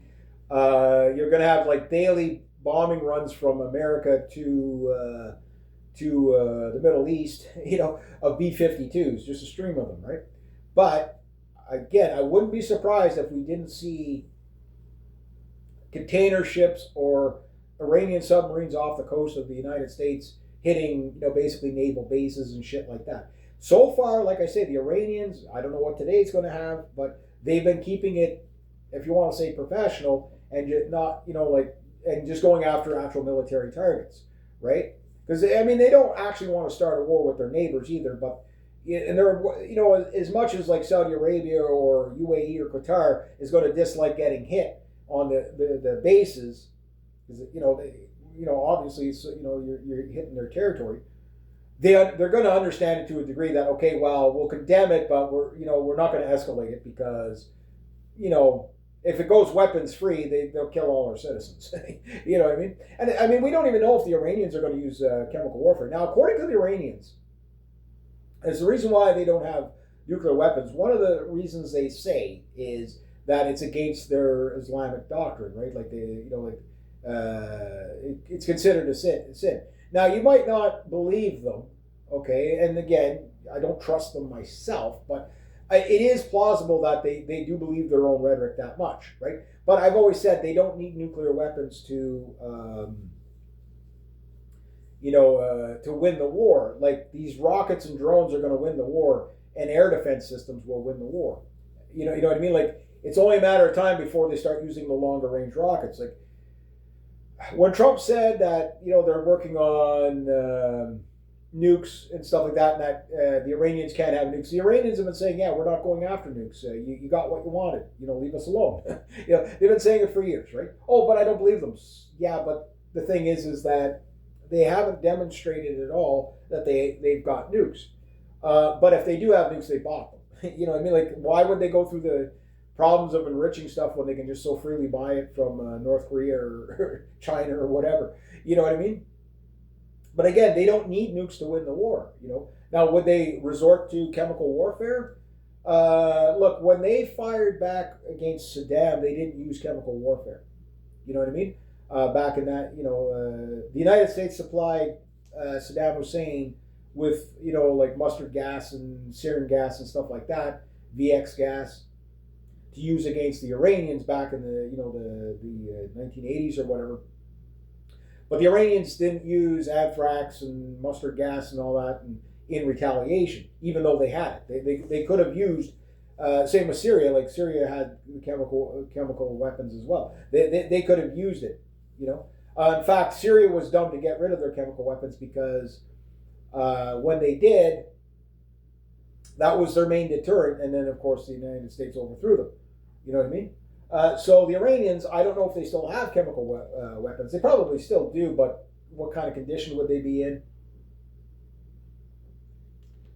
Decades old, right? The stuff has a shelf life. But doesn't mean they haven't been working on new batches. If they have to vaporize the Israelis, I think that's what they would use more than, because you only have, as many rockets as they have, they probably do have a limited supply. Right, so it's like, okay, well, if we have to kill them all, it's going to be sarin gas, VX gas, stuff like that. Very, very horrible stuff. Because if the Israelis nuke, and again, what would they actually hit though? Like that's the whole thing. Like, the Israelis, the only thing they would do is kill civilians because there's no military target worth a nuke in Iran. You can nuke the entrances to the door. They'll just use another door. You know what I mean? That's the whole thing about these caves. Yeah, you realize they probably got multiple ways in and out. So yeah. So again, and it's just like, okay, it's just stockpiles that'll be there for later. You know what I mean? So I don't know. We're not going to hear the actual death tolls of the Americans or the Israelis. Look, quite a few Israelis got killed the last time. And of course the Israeli government's always like, oh yeah, there was only. It's kind of funny about that because it's like the Sword of Kagan, the book I just read. Like where it's like, the empire lies to you. You know what I mean? Like it's like, oh yeah, no, we took hardly any losses when you took a lot of losses, right? So we can't believe the numbers. You can't believe the numbers in Ukraine, for example. But we know that both sides have lost. The Russians and the Ukrainians have lost a lot. Like it just they'll never be forthcoming. And I don't even think they actually know. Like I don't even think they can figure it out. It's like, well, we know there's a whole bunch of guys that probably defected too. There's a whole bunch of guys that probably dead. We don't know. Like we just lost contact with them, right? Are they dead? Are they defected? Were they captured prisoner? You don't know, right? Well, with the Israelis, it's going to be kind of the same thing. The only thing is that how many people are just like man on the street get killed by like a falling rocket debris? I don't know. Like how many extra civilians got killed? Okay, you're in the room next to the freaking military brass that just got hit by the drone. You know what I mean? Because like the whole total war scenario, collateral damage things, it looks like the Israelis or the Iranians are using the U.S. doctrine. Well, if we kill we'll kill a whole bunch of civilians just to kill one of your guys because it's worth it. You're doing the same to us, right? So the whole thing is that there's a lot. I think most people are against this war. The pro Israel side is much smaller. Like it's like 9-1, I'm sure, or 10-1 of people not wanting the war. 90% of MAGA does not want this. So, and again, Trump doesn't have to worry about re-election. He's going to make, some of his assets already got hit in the Middle East too. So, like the Iranians, they're going for, they're like, okay, well, at least make him, he's going to make his money off this, but at least take that from him. I wouldn't be surprised. I'm not calling for it, but the Iranians, look, you killed their Ayatollah. They're going to, at some point, they're going to start targeting the U.S. leadership. They're going to have to. Like I say, I really don't think Trump is going to live to the end of the year. But I'm still saying it's most likely going to be a U.S. military veteran that kills him. The betrayal of the U.S. military. If you listen to the veterans right now, they are hopping mad at this illegal war. And again, it's another illegal war. All the wars have been illegal, but nobody ever goes. There's no accountability. Like the Bush people, they never got hung for their legal weapons of mass destruction war. And Trump has just made the exact same arguments, just slightly different wording, but the exact same arguments as George Bush. And it's the hypocrisy of it and the betrayal of it. His betrayal of the U.S. military that overwhelmingly voted for him. Same way he betrayed the farmers, right? But the thing is that at some point, unlike the Israelis and the Iranians, who can really keep their social media crackdown pretty good, like the actual death toll of Americans, there's no way to sink an aircraft carrier and not hear about it. Look, I know a lot of the military, like their spouses and stuff like that, are told not to talk about operations or something, but something like that. It's like, no, you sent my husband or my wife or whoever, or my brother or my dad to their death, And again, I think what the Iranians are doing is the red meat trick. Get the aircraft carriers to move. Okay, yeah, look, guys, we got to save money on fuel. Look, their air defense systems are completely depleted. We can fly with impunity. Maybe they'll even let a week or two of aircraft fly over the country and whatever, and do some bombing strikes. Let them hit some decoy targets or old obsolete equipment, whatever. Let them do that, right? Because I know a lot of people think that the Israeli intelligence is super, super good. the intelligence is good up to the war starting, right? After the war starts, you can't really gain any more intelligence, hardly at all, because your agents get found out pretty fast. You know what I mean? You'll always have double agents and stuff like that, but the thing is what I'm thinking what they're doing is they're going to have to lure, if they really want to be successful at taking out carrier groups, they got to get them in at least 300 kilometers or closer. Once they do that, that's it for the carrier groups. Because you have to make sure they can't outrun the cruise missile. Okay, let's say it's 1,000 kilometers from the missile launch to the aircraft carrier, okay? But the range of the missile is 1,000 kilometers or 600 miles, okay? Well, there's a possibility at full steam, so to speak, that the carrier group could get outside the range of that. And plus it gives them forever and a day to shoot down these missiles. So you really want them in close so that you get them while they're running. You know what I mean? It's like, okay, they're 900 kilometers in. Okay, they know they can safely operate from that. So now they have to run 100 kilometers to get outside the range. The question is, can they get that 100 kilometers moving at like less than a tenth the speed of the cruise missile, right? Now the hypersonics, if they have a 1,500 mile, like if they've got those Dongfang 17s, those things are recorded to have a 1,500 mile range. But you'd have to have your drone swarm get there just as your hypersonics are coming in, or they have a good chance of intercepting them. And the problem with that is that they probably don't have that many. If they had lots, yeah, just send 20, 20,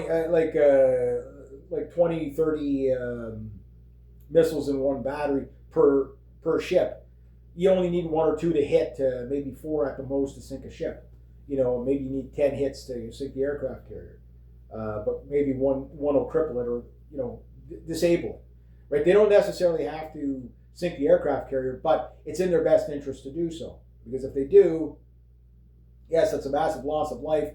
No, it won't rally. I don't think it'll rally the people in the States. Like, I'm not seeing this rally around the flag. They're trying to manufacture it through look at all these Iranians that are so happy that the Ayatollah was killed. I'm sure they are, but I'm sure that they don't like the fact that the Americans just killed, or the Israelis or whatever, just killed 85, schoolgirls either. You know what I mean? If it's true, right? And it's more likely to be true because the Americans, again, look, they killed 1.5 million Iraqis on a lie of weapons of mass destruction on behalf of Israel. You know what I mean? And nobody went to jail. The Bush administration, the Obama administration, you know what I mean? They're finding a back route through Pakistan to get back into a war with Afghanistan again. Like, it just fucking never ends with these people, right? They're evil. They're pure fucking evil. The Trump administration, everybody that supports them, is pure fucking evil. It's as plain as that. It doesn't mean the Iranians are good guys, but look, the Iranians weren't fucking with anybody.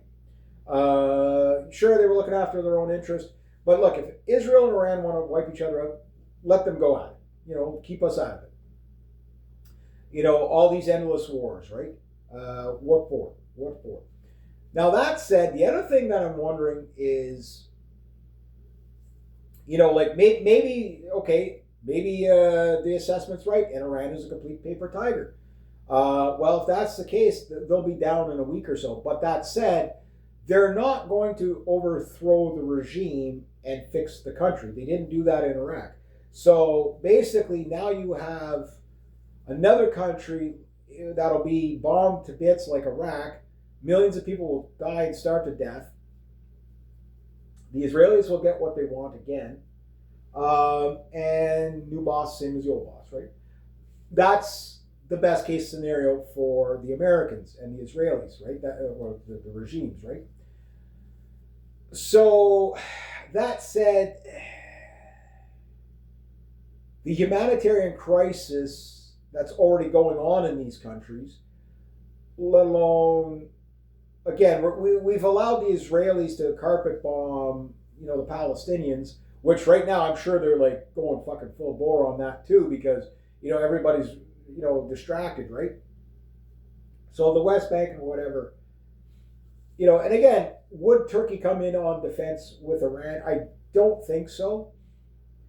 But remember, Turkey is trying to resurrect, the Ottoman Empire 2.0 or a new caliphate. This is Erdogan's dream, right? And he wants to take all of Europe or 2/3 of Europe, and it's basically the rise of the Ottoman Empire, right? So he sees Iran falling. He doesn't like Iran. I mean, Turkey doesn't like anybody but Turkey. Um, but on the other hand, would he step in the way of Israel? Because the Turks have done that to the Israelis a few times, right? They're not a voice of reason. They're more like a monkey wrench in the gears. That's the way to look at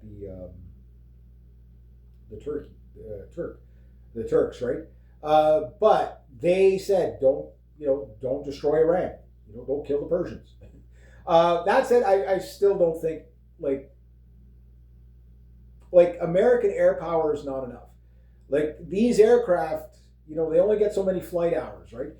Now the thing is yes, the Americans have about 1,200 F-18s and something like the Super Hornets. I think they only have like 50 or 60 of them, maybe 100 by now.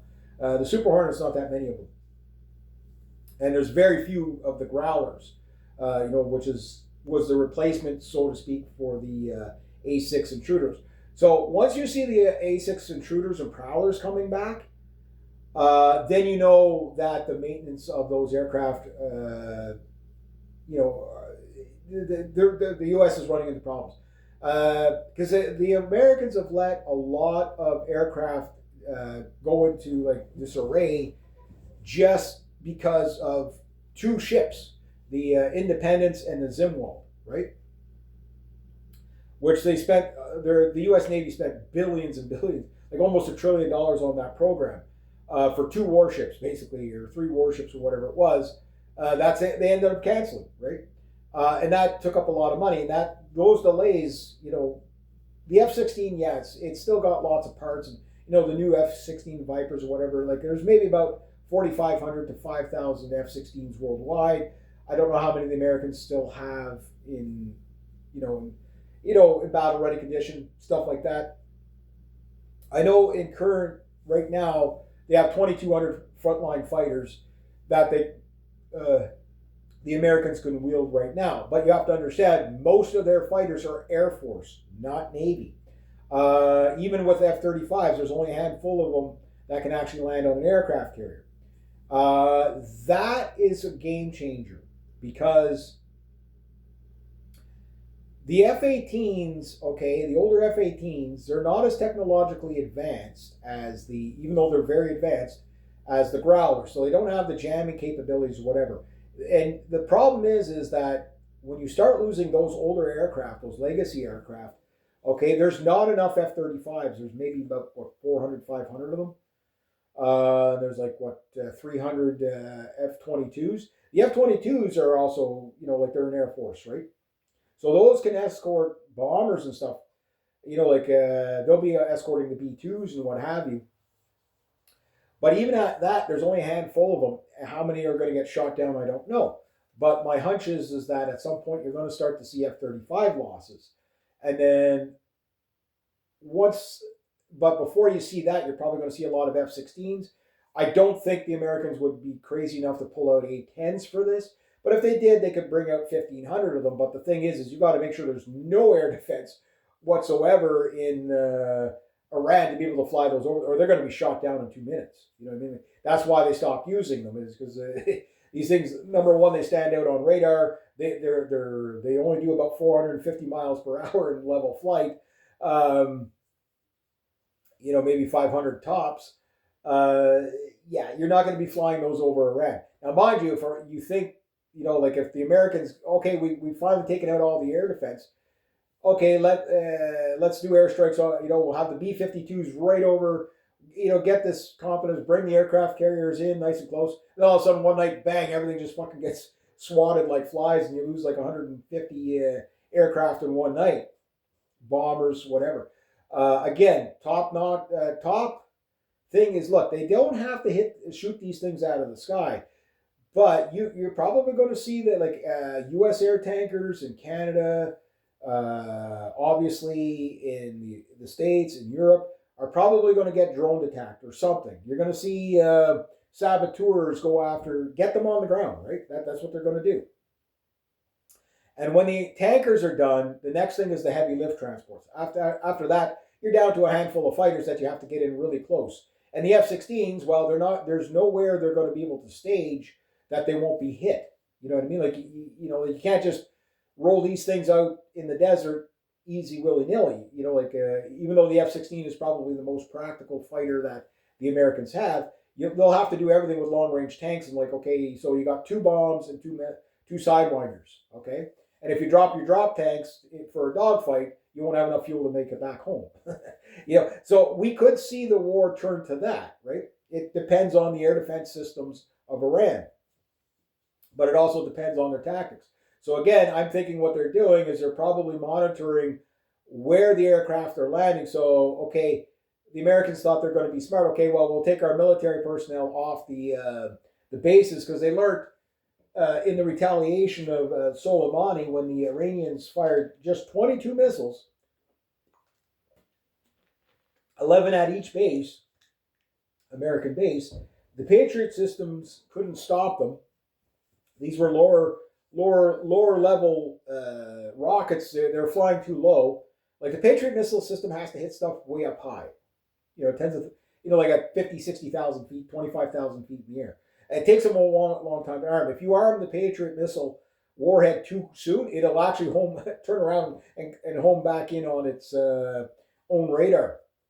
This is what happened to the Saudis when they try to use it. They don't, those things need to be far away so the warhead, the seeker doesn't pick up their own radar signature and come back at you.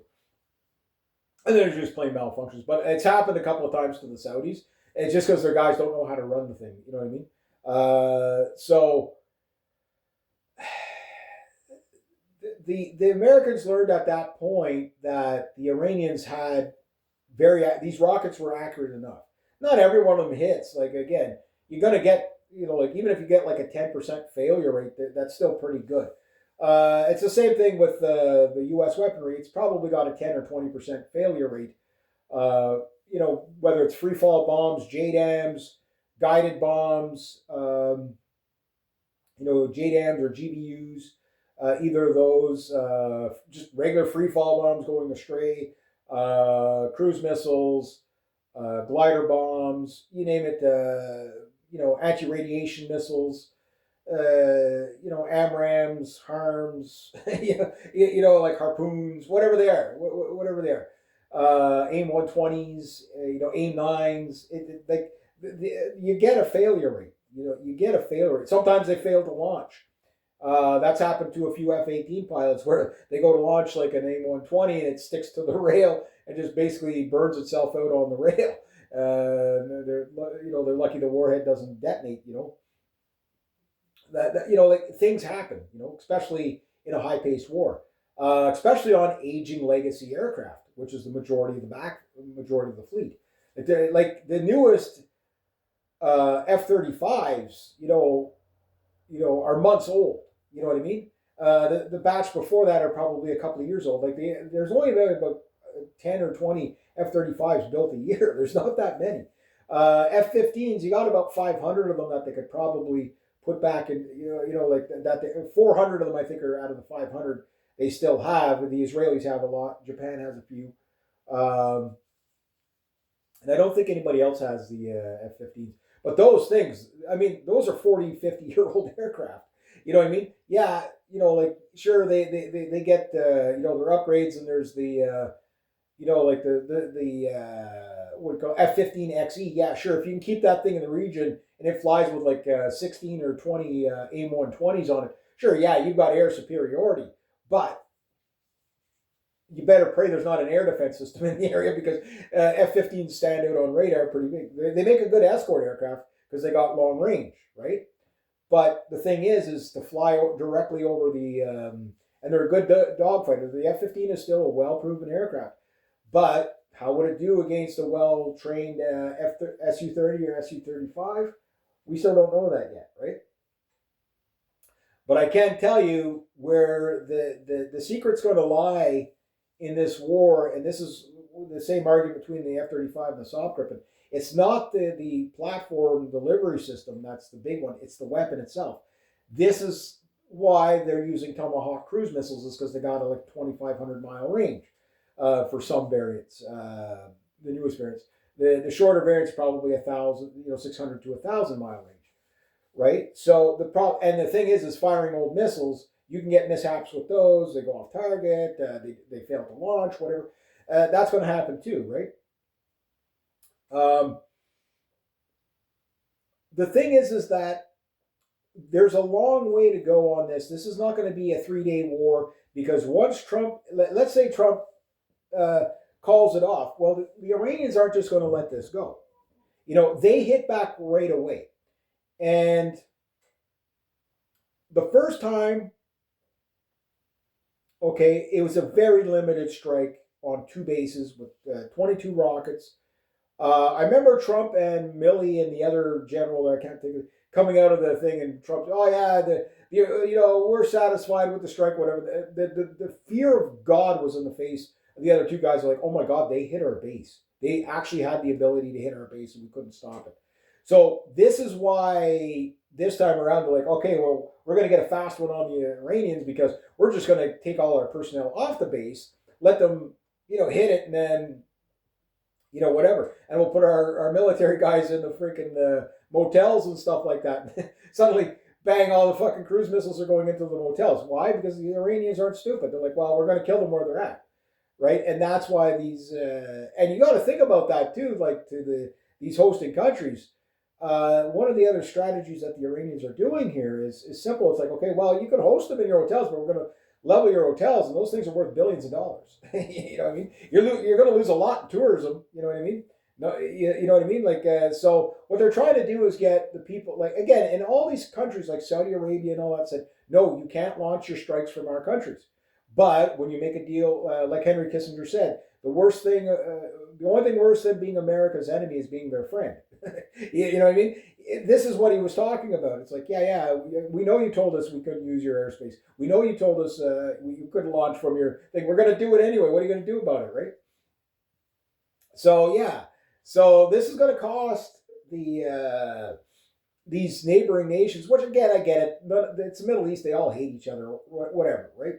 But the point I'm making is that it's going to cost them something to be allies with the United States, which I do believe is going to have long-term consequences for regional power, meaning the United States is going to be asked to leave by a lot of these countries. It's like, no, you're drawing fucking missiles into our country. You're not worth the effort. You're not worth the aggro. What hardball is the United States going to be able to play with all these countries? Because they'll just switch sides. You know what I mean? Like, it's kind of how it works. But right now, I'm more concerned about like the sleeper cells and stuff like that, retaliation. Because if Iran is really going to go down, right, they're going down fighting. Okay, they didn't wait a week to do a retaliation strike or whatever. They hit back instantly, right? Because they understand that if you want to fight a bully, you have to fight him right away. And you got to make them hurt. And again, when the U.S. troops, like, look,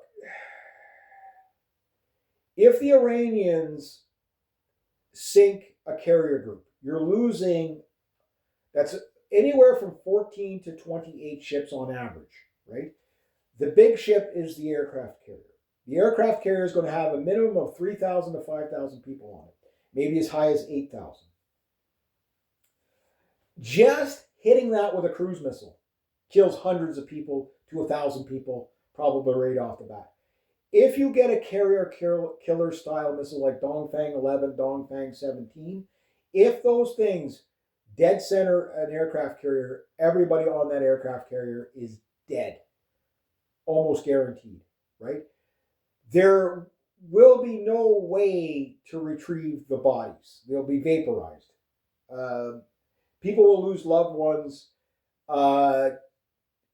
You never know because like on all the warships, or maybe not all the warships, but most of the warships, there's usually like a CNN, a Fox News, an ABC, like there's always a press on there, right? And when everything's going right, they'll show you, oh, this is the daily carrier, life on a carrier here. Where, how do you feel about the war? Oh, I feel great about it. Blah blah blah, and all this PR shit, right? Oh, we're going to do our job. It's like a sports ball, right? But when the missiles are coming in, they don't show you that. Why? Because it's like World War II. You got to see what happened in the Battle of the Atlantic, right? You had 10,000 ships out at in the Pacific and in the Atlantic. Okay, blasting naval guns at each other, shells, 1,000-pound shells, the size of fucking VWs at each other. Like the death of the Bismarck, was on there. The death of the Scharnhorst, stuff like that. Like these ships went down fighting. Okay, the death of the glowworm, like that ship was like that's a different type of man. Okay, yeah, we're like a little fast cutter cruiser going after like a mini battleship. Yeah, and they ram it in the last defiance, right? This is not what it's going to look like. It's not going to be this heroic, the death of the Yamamoto. That's not what it's going to look like. It's not going to be. It's not going to be dignified like that. Where the damage of the USS Enterprise taking in kamikazes from Japan, right? It's not going to look like that. You're not going to be cheering it on. It's going to be heartless, soulless drones and cruise missiles just fucking bang, bang, bang, bang, bang, bang, bang, bang, vaporized. A torpedo right at midships on a Tongaroga class. Bang, the thing just pops up, goes like that. 3 minutes later, it's gone. 300 people gone, just like that. 260, 300 people gone, just like that. Yeah, you're just not going to see it. It's not going to be this World War II grandiose, let's honor our heroes. No, these people died very fucking horribly. Hey, I'm not saying the people in World War II didn't die they didn't die horribly. Of course they did. But what I'm saying is it's not battleship to battleship anymore. It's, an unthinking, an unforgiving tube with an explosive in it coming in at 5, 6, 700 miles an hour. Not very fast. Or a 70 mile per hour drone just vaporizing everybody. It's just fucking awful. It's awful. But that is modern warfare. Now, the carrier killers, again, Iran's not going to deploy those unless they know they're going to get give a shit kicking, right? They have to basically either get the Americans on the reload, right? Or get them on the... just saturate them with drones and cruise missiles. Now, the thing is that these cruise missiles, they're going to come out from two areas. They're going to be coming out of Yemen and they're going to be coming out of Iran. But there's a third option that a lot of people have been speculating, and we know the Iranians have been toying with this idea, but there could be merchant ships that could encircle the U.S. Fifth Fleet without them knowing it. And meaning... okay, you got some commercial vessels that are 1,000 miles away out in the Atlantic coming in, and all of a sudden there's like, okay, all these drones coming in from the mainland of Iran and cruise missiles, but all of a sudden from the backside out of the Atlantic, here's coming all these fucking drones and cruise missiles, from multiple angles. And it could be basically these spy frigates or merchant ships. And basically, yes, these cargo warships exist. China has a whole fleet of them. I'm sure Iran probably has a bunch. Yeah, sure, they might lose a 1960s cargo ship that has the ability to, say, launch 30 or 40 cruise missiles and maybe 500 little drones. As soon as the drones start hitting the carrier fleet and they're all binded up with that, then you fire the cruise missiles, or they arrive just after while some are going to hit. Some are going to hit. So at best, you deplete all their missiles. If they survive, if the U.S. carrier groups survive round one, they're dead by round three. You know what I mean? And it probably won't take anywhere as many Shahed drones as you think. You know what I mean? Like, again, the drones are going to target the radar system. You shoot down 10, but the ninth one hit the phased array radar, right? Now you're blind. Warships, you can't see, you can't fight, right? Not to mention there could be torpedoes. Torpedoes. Yeah, torpedoes is a one-hit wonder for most warships. You might two torpedoes. They're like modern torpedoes are extremely powerful. Yes, the Americans have probably the best Mark 48 Seabass, Block 7, B7, or whatever they're up to. Yeah, the Seabass is a great torpedo, and it would probably countersink these other ships. But again, the Iranians are probably willing to sacrifice these ships if it can destroy a carrier or a carrier group, or cripple it so bad that once they release the hypersonic missiles, you got nothing to shoot them down with.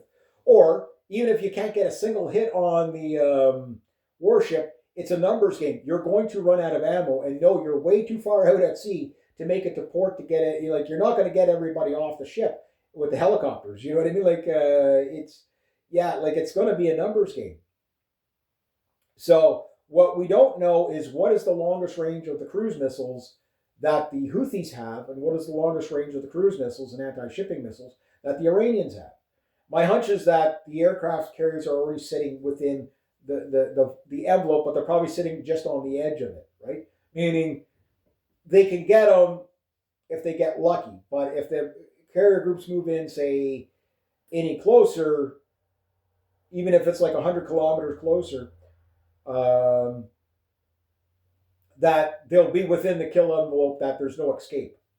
That's what I'm thinking that's going to happen. And again, maybe the Iranians don't want to do that because they don't want to mobilize the rest of the United States to go into a full war with them, right? But if they were to kill enough U.S. troops, you could get a Vietnam anti-war scenario. But I don't think you're going to get that in the States. I think it's just going to jump ahead of that, and you're just going to get basically either a military coup in the States or political assassinations.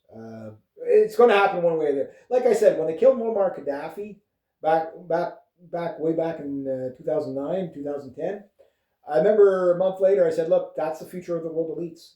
They want to get everybody killed in all these fake wars that nobody wants. Like, people just want to get on with their shit. I just want to read my books. Make ends meet, right? They don't want these wars for Israel.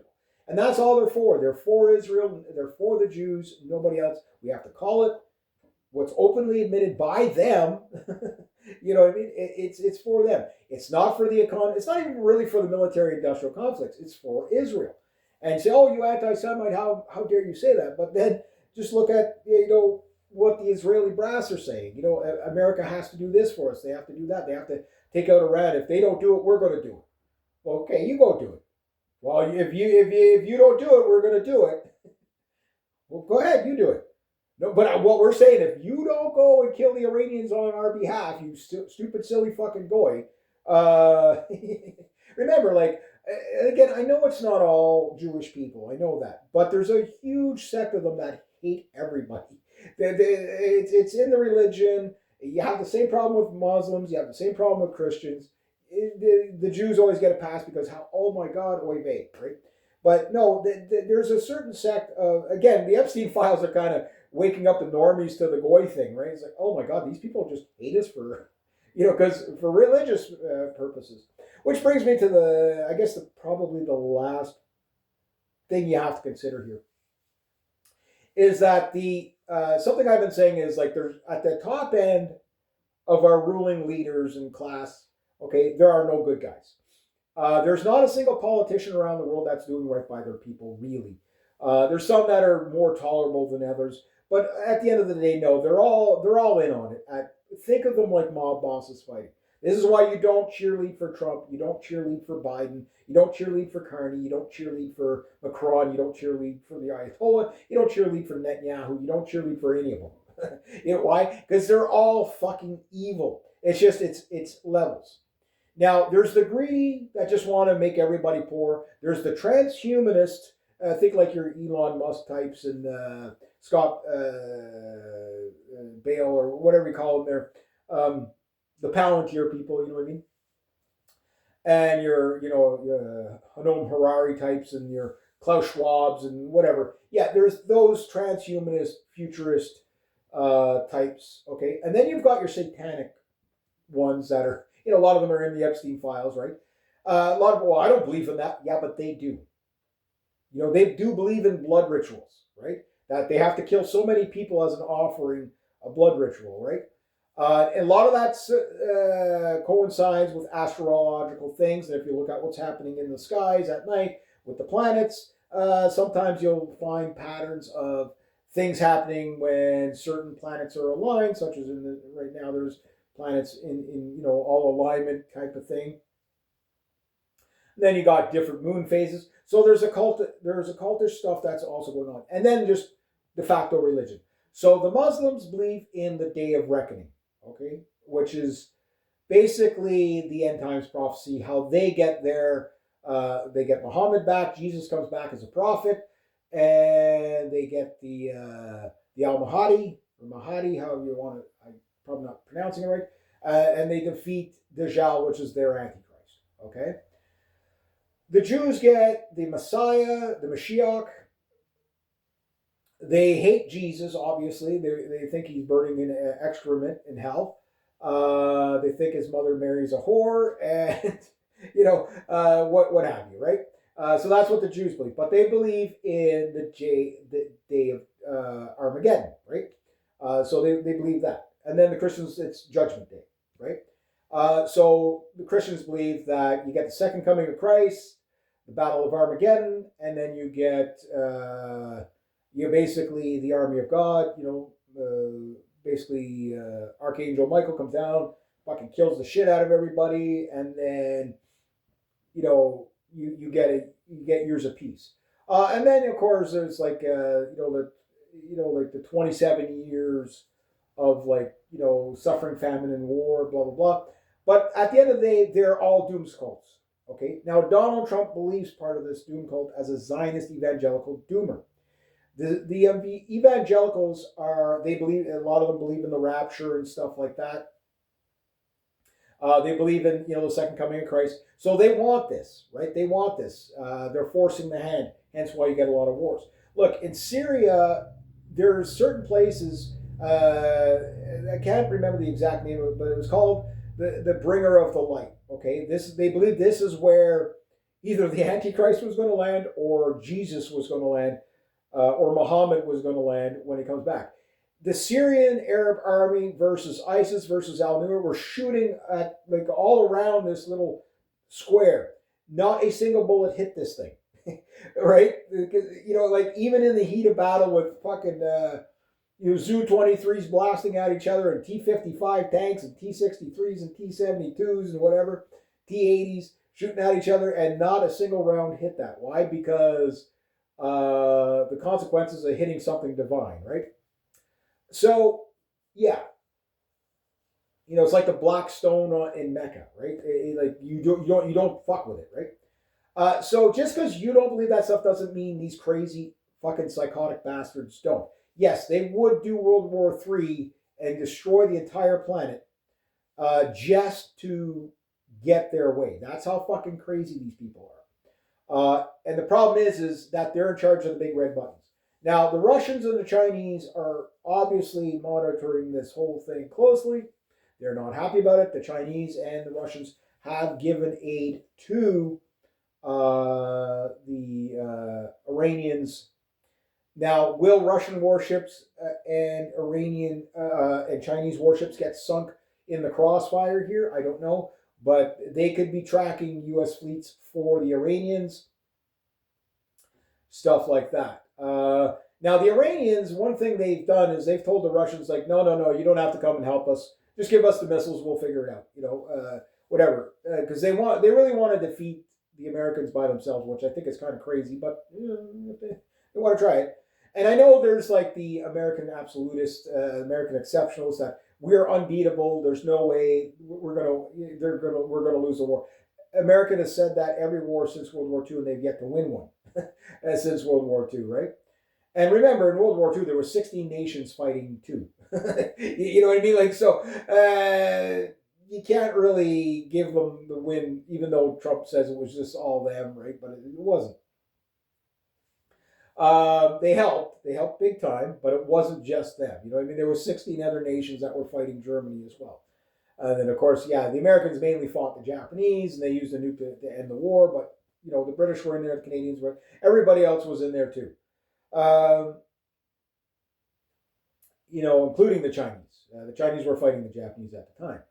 But anyway, to the big thing is can this escalate to World War III? Well, we're already in World War III, guys. I've been saying that for a long time. I mean, it's just what you need to make the distinction is what are you asking? What most people are asking is it World War III yet? Is it are they going to launch nukes yet? That's what you're asking. No, I don't believe this will. The Russians are not posturing for that. The Russians are, you know, they're monitoring whatever, but they're not posturing for a World War III retaliation at this point. Other than what's already normal. Okay. The Chinese, same thing. Now, are the Chinese going to take advantage of this if the Iranians start to really get the upper hand and start to really debilitate the Americans? And then the Americans have to, you know, divert more carrier groups to the Middle East, which is going to happen because these carrier groups can't stay there forever. Like, you know, yes, sure, you can swap out people, whatever, to a degree. I understand that, you know, but at some point, it's going to get to a point where, you know, like you're literally going to have to relieve carrier after carrier. And, you know, like you're going to need more than 3 carrier groups there to sustain attacks on Iran. Because if you lose a carrier group, even just one is a massive loss of life. Like that you won't be able to hide that. You know, people's families are going to come out and say, my brother, my dad, my cousin, my husband, my sister, whatever, my mom is dead. You know, they died on an aircraft carrier. The Iranians killed them. And most people see it, I know until the bodies start coming, you know, people are still, you know, people aren't rational to begin with.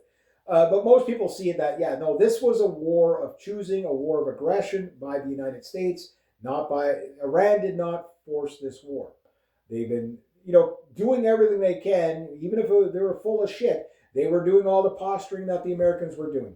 So the talks, like, again, if Iran survives this, they are definitely going to get a nuke. They are definitely going to get a nuke. If they don't buy them, they're going to build them. Why? Because heck, even if they go like, if they really want to be pricks, never mind thermobaric nukes, go neutron bombs. You know, like again, neutron bombs are like those are the dirty bombs. They have the material to make those things. You know what I mean? And again, you don't want to nuke your own area, but they would do it. Look, U.S. bases, they're never coming back to the to the Middle East. The Iranians are going to make sure of that. They're going to fucking rocket those things forever and a day. You're not going to open up a new military base. It's going to get rocketed. You know, and this was a massive, massive failure on the Americans to clear their bases out. And I'll tell you why. Yes, you're going to save a lot of lives, so I understand it, but you've just lost your base. You know what I mean? So now, once the airstrips are gone, you're down to aircraft carriers or Europe. You know what I mean? That's what the Iranians' play is. They will have an easier, as this goes on, you know, like if Trump thinks, okay, we're satisfied with the strikes, this will do it. We got the Ayatollah. Again, and that has been Trump's thing is hit and get out, right? But the thing is the Iranians aren't going to allow you to do it a third time. You know, I mean, they're going to have retaliation. They're not going to just stop instantaneously. They might. You know, they might, because again, the Ayatollah is replaceable. you know what I mean?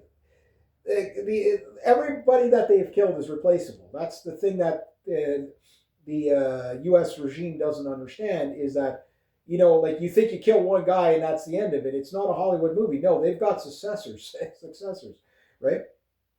So no, they're not going to let the Americans rebuild the bases. That's going to now be non-negotiable. It'll be like, no, because you're going to attack us again. Uh, and what are the Americans going to say? Oh no, we promise we won't do it. Like nobody believes the Americans have lost so much credibility under Trump. It's the biggest betrayal Trump has done to the United States. And look, I was never one of those never Trumpers. I mean, I advocated for the guy. Look, if I would have been an American in the last election, I probably would have voted for him too. Right? There were policies that if he would do what he says he was going to do, like balance the budget, end all the wars, deport the illegals. I know some people are, oh, how dare you? But yeah, I'm for getting rid of illegals. I'm in Canada and I want the same thing done here. I'm not for mass immigration, right?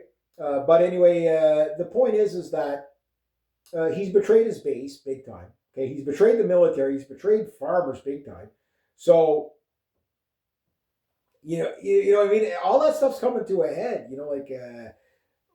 Like I said, like the first 2 months of now we're in March 1st, but the first 2 months of 2026 was going to be like 10 years worth of basically 10 years worth of incidents in like basic, like have I not been right? Like it's just daily. It's just the craziest stuff, right? But the thing is that the longer this war goes on, the worse it is for America. The idea of paratrooping boots on the ground is a suicidal idea. You won't be able to do it. The Americans only have a 4 million man army. That's it. It sounds like a lot, but it's not. It really isn't. If you took every Globemaster, every C5 Galaxy, every,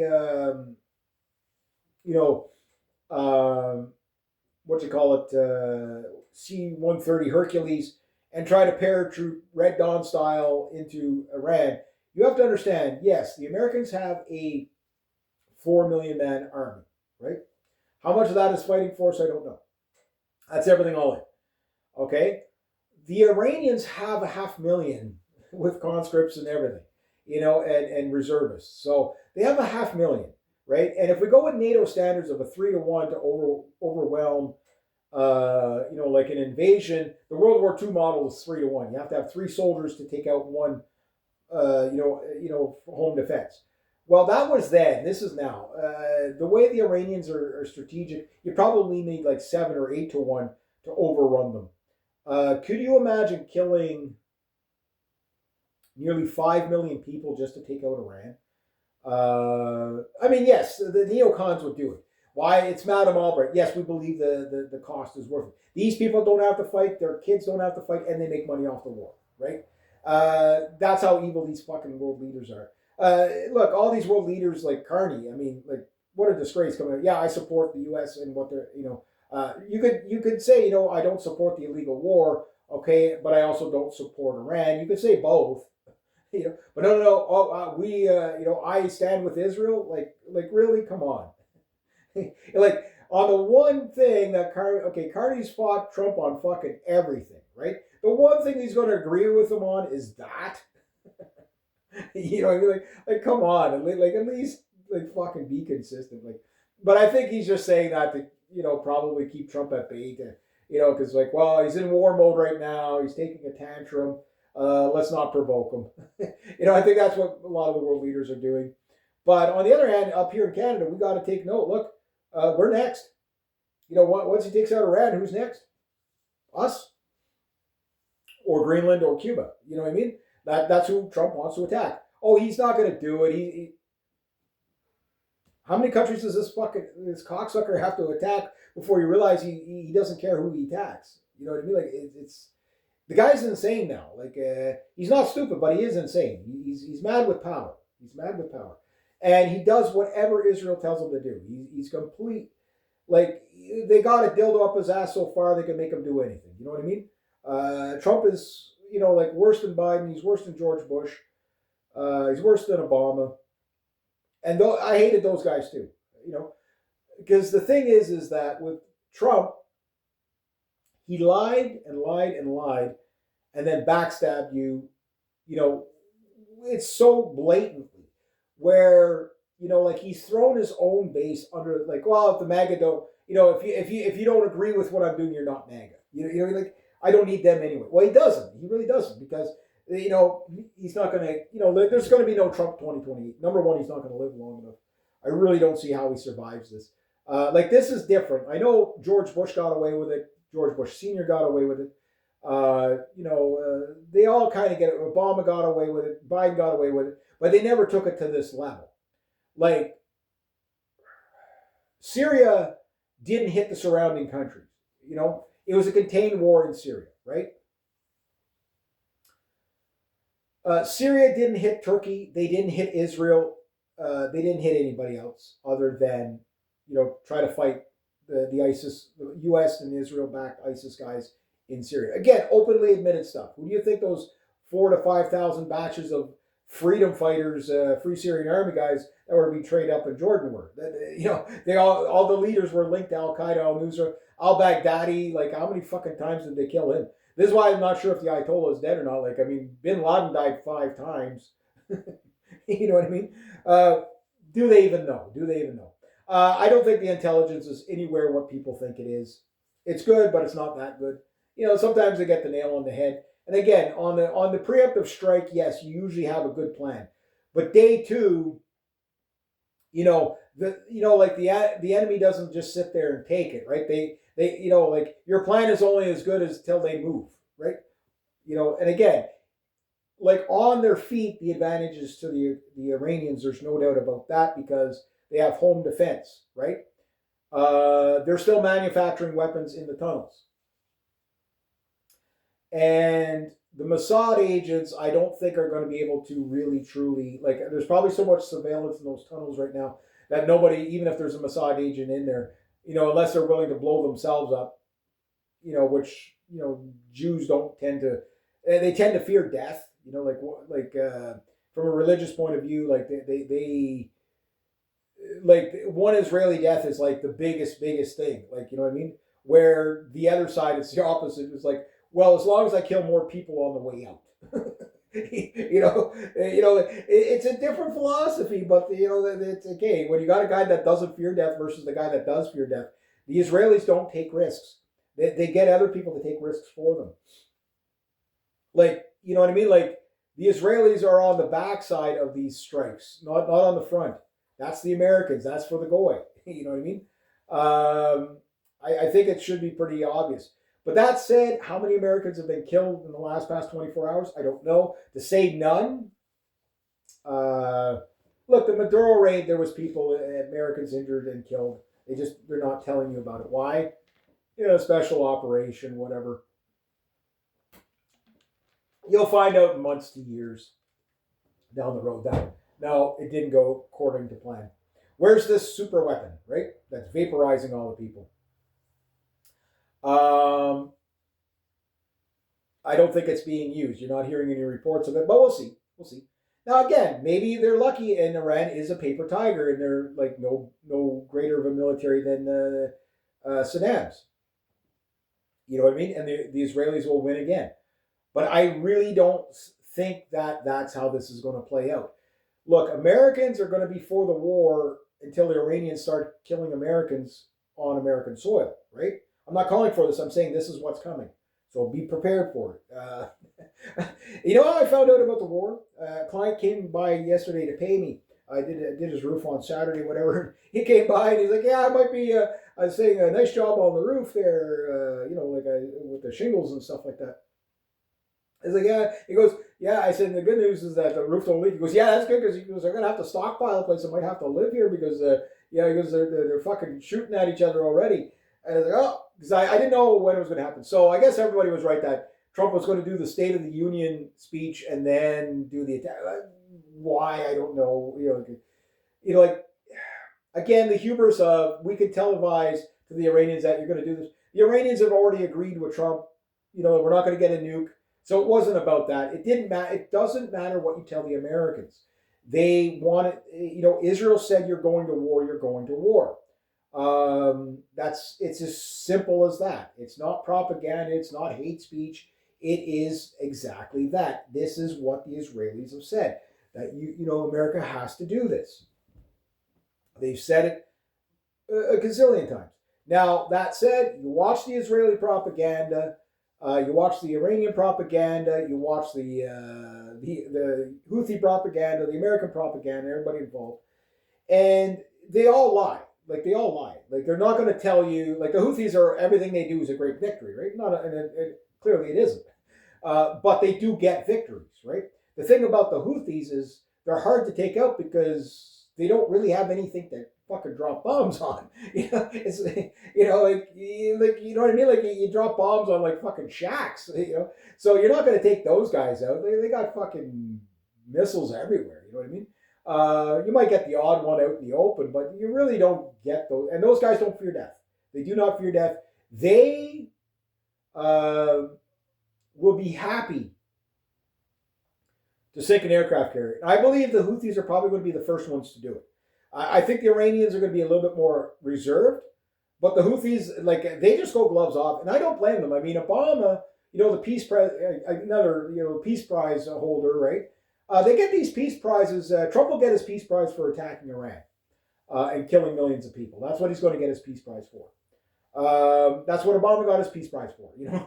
Attacking Syria and stuff like that. He got a Peace Prize out of it. But the Houthis, okay, under Obama, like the Saudis wanted to, the Saudis hate the Houthis, right? They're neighbors. They don't like each other. It's a Sunni Shia war, right?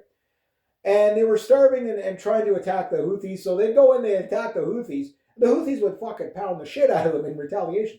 Because the Houthis, you starve 9 million of their people, put economic, and the Americans were always putting economic sanctions on, calling them terrorists, everything like that. And I'm not saying there's no terrorists there. It's the Middle East, right? They're all terrorists. Israel's a terrorist. Iran's a terrorist. They're all terrorists. Saudi Arabia's terrorists. They're all terrorists, right?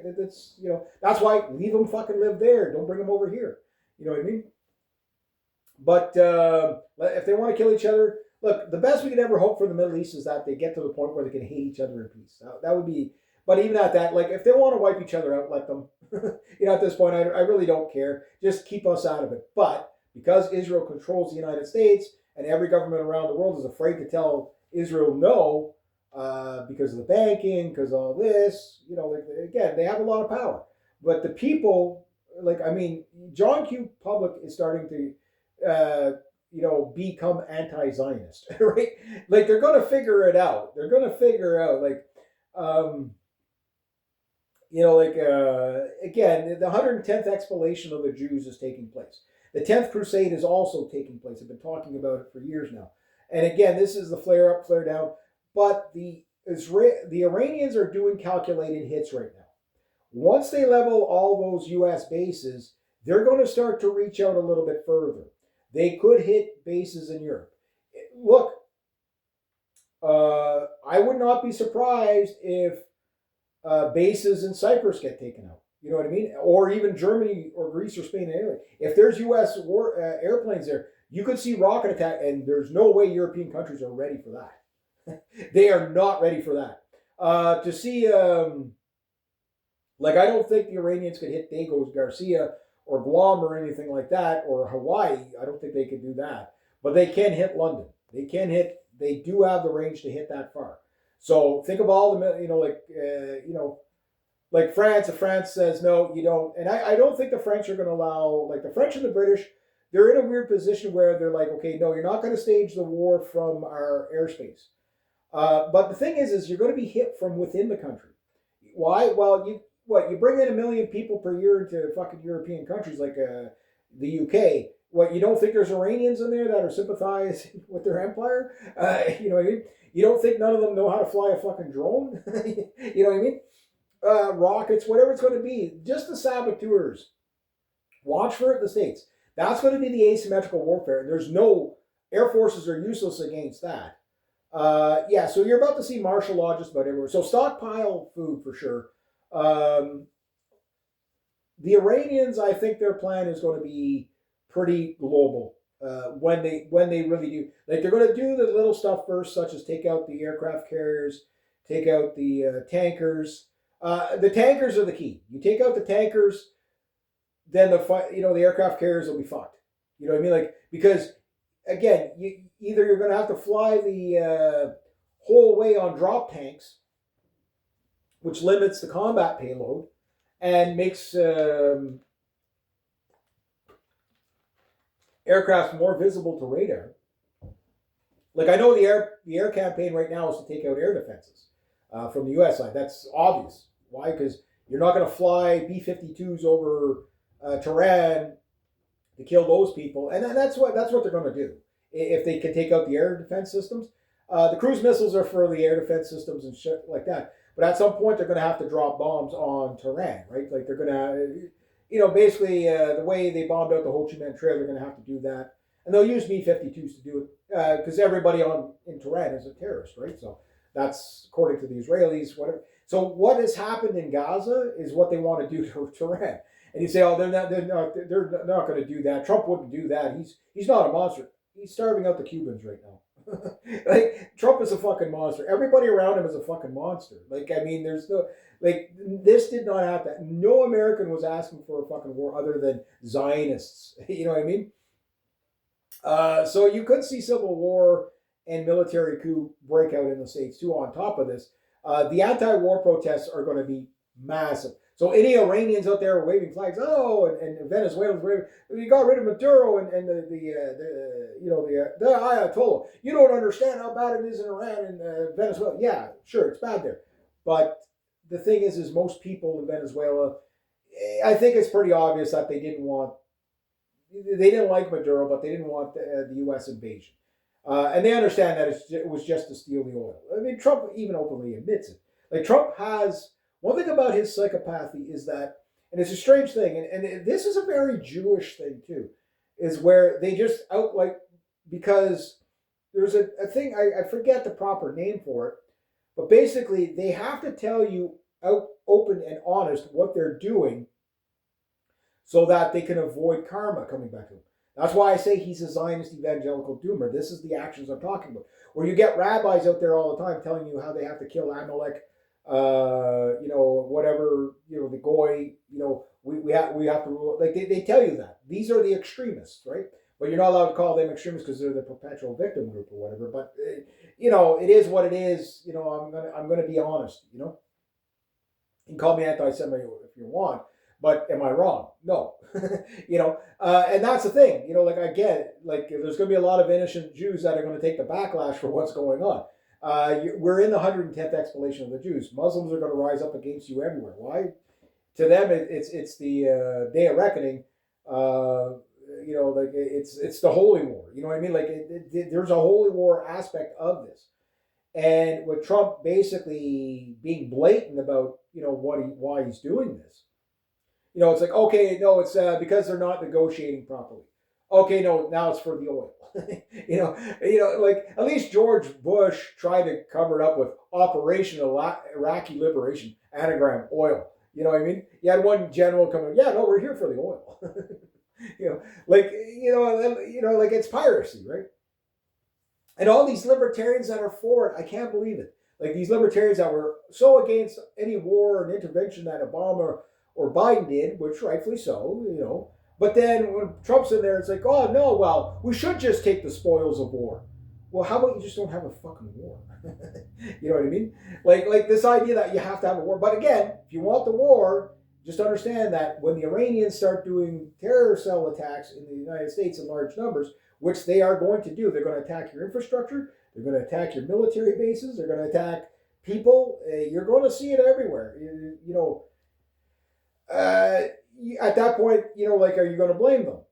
Again, all these people that were pro Second Amendment, but then they're like, oh, well, now we believe in preemptive strike. Well, if somebody's threatening you to death to you all the time, well, the question should be, why is they threatening death to you all the time? And that still doesn't give you the right to preemptively strike them. If they challenge you, yeah, you fucking hammer them, sure. If they come and hit you first, you fucking hammer them, sure. That's not what the Iranians did. The Iranians were, sitting at the table doing peace talks. You'll never get them to the table again. You'll never. The way it's going to go forward, especially the longer it goes on, U.S. bases will be basically vanquished from the area. Like you're not going to keep U.S. soldiers in fucking motels forever. You know what I mean? Because trust me, there's going to be hit groups going around shooting U.S. soldiers all over the Middle East. Whether they're proxy groups, whether they're actual IRGC, who knows? It doesn't matter. The U.S. just basically gave up 14 bases, is what happened. You're not going to get those bases back. Now, there's still some bases that are going to hunker down, whatever, but that's it. Like, you're not going to be able to land in the middle, fighter jets in the Middle East without them getting taken out by a drone or something, right? Every air base in Israel is going to get fucking hammered. This idea that, well, we'll just move our fighter jets over here and they won't know about it. They're going to fight them. You know what I mean? So this is the beginning of the end of Israel for sure. There's no doubt about that. You reap what you sow. You attack everybody around you. Again, lash out in pain as they strike you, right? That's as they say. So I've got no love for Israel whatsoever. They're going to get what they deserve. You know what I mean? If they win, okay, well, they got lucky. You know what I mean? But I really don't see there's not enough. There's not enough U.S. aircraft that will be able, like, if this war goes on for a month, every F-18 is going to be grounded due to maintenance. Every F-35 is going to be grounded due to maintenance probably by the end of the week. You're just not going to have, even if the turnaround time you're going to have, even if you mobilize the entire United States military, you can't maintain the aircraft in the region. That's a big thing. You can maintain them on the aircraft carrier, but then the aircraft carriers are going to be under, complete attack. Even if all 11 carrier groups surround the Middle East, the question is, do you have more aircraft carriers than and enough missiles to defend them than the Iranians can throw at you, right? Like that's what it comes down to. If I'm a betting man, Iran is going to win the war. Why? Because your aircraft carrier is going to be full of aircraft needing maintenance. Like what happens with the aircraft carriers, if you've ever served on an aircraft carrier, let people know. An aircraft, okay, they can do certain maintenance in there, but at some point, these things have to get completely overhauled. You're not going to have 60 aircraft sitting there needing engine overhauls sitting on the aircraft. It's going to, like you won't be able to, use the carrier decks. It'll just be, like you're going to have to send these aircraft off to a base somewhere to get, good and fixed. You know what I mean? But the closest bases are going to be in Europe. You know what I mean? So then you got to fly them all the way back to the aircraft. Think about the logistics of this. Like, it's impressive that it's going on, but like, this is why the 12-day war didn't last more than 12 days. Look, Iraq and Afghanistan, the Americans were able to have air bases because there was no air force to contend with. There was very little air defense to contend with. That's the only reason why they were able to fly A-10s over Iraq and Afghanistan. Because, yeah, the odd Manpan launcher was there, but that was it. The old SA-9s and stuff like that and S-200s that Saddam had, okay, they were dangerous, but the problem is the crews didn't know how to use them. They didn't have the training. The Iranians are not like that. They know how to shoot stuff down, and they've proven that they can do it. And we won't know what they've shot down until probably, a few weeks, right? Because, again, the Iranians have a media blackout as well. But what I'm saying is keep your head on a swivel no matter where you are. I know if you're Jewish and you're watching this, you probably think I'm just a hateful anti-Semite that sides with Iran. No, I'm not. I don't like either of you, just so you know. Look, peaceful Jewish people, I don't care about. Peaceful Iranian people, I don't care about. Go about your day, do your thing. And I know that's the majority of people. But I'm not going to turn a blind eye to the Zionist faction. And it's not about just the Zionists. It's these other Jews too.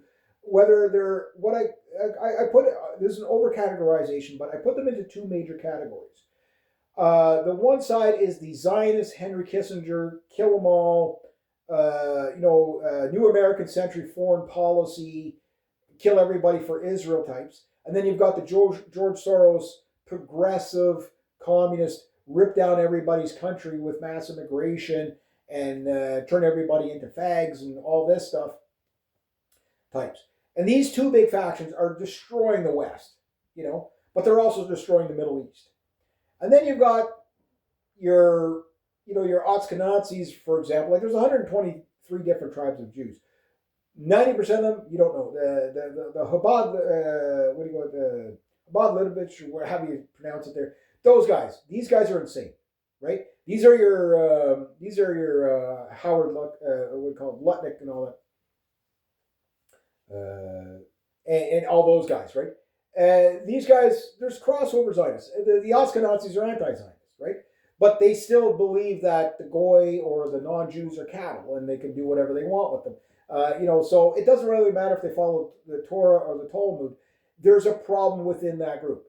We're allowed to pick out like radical imams, but we can't talk about radical rabbis. The nice thing I like about the radical rabbis and the imams is they just say the quiet parts out loud, honestly. And again, it has to do with that it's a part of with the Jews, it's part of their religion that they have to tell you that they're destroying you, so that you go along. It's kind of like how like in the Satanists, where you need willing participants. You know what I mean? Where it's like, so we have to tell you we're destroying you. They just try to sell it to you as, some, like you're okay with the progressives. It's freedom and don't judge me and whatever. And with the neocons, it's you're doing it for the women and children of democracy. You know what I mean? But it's all just killing people for the sake of killing, because these people are fucking insane. So if you're a peaceful person and you take insult to what I'm saying, I'm not pertaining to you. I'm pertaining to the people that keep this shit going, right? But the thing is you reap what you sow. The Iranians are going to, unlike the Afghanis and the Iraqis, okay, the Iranians I think are going to bring the fight to America. They're just, it's going to be spy via spy, sabotage wars. Look, the Iranians, they know that they're not going to take out 2,200 fighter jets. And, if you were to bring everything that the Americans could bring to bear, let's say they could get all 1,600 to 2,000 F-18s, depending on how many they've sold off, I don't know. But let's say they all at to bear. All 4,500 to 5,000 or 6,000 F-16s. Let's say they had them all to bear. All 500 F-15s or 400 or whatever they got left. All 1,500 A-10s, all 1,500 Apaches, 66 Comanches, 5,000 Cobras, the attack helicopters, 8,000 or 6,000, Blackhawks, a few hundred Chinooks, and bring it all to bear, right? All that firepower to bear. 5,500 Abrams tanks and all 90,000 armored vehicles and 15,000 APCs or whatever. Bring it all to bear, okay? Even at that, it's going to be useless against an insurgency. you know what I mean? Like, it's just not going to work, because when the Iranians start blowing up oil compounds and doing industrial sabotage here, okay, that's going to hurt. When you start seeing shipyards, weapons depots and shipyards blowing up, it's only a matter of time. They're going to do that kind of warfare, spy via spy stuff. So again, the World War II model, you're not going to be able to bomb everybody.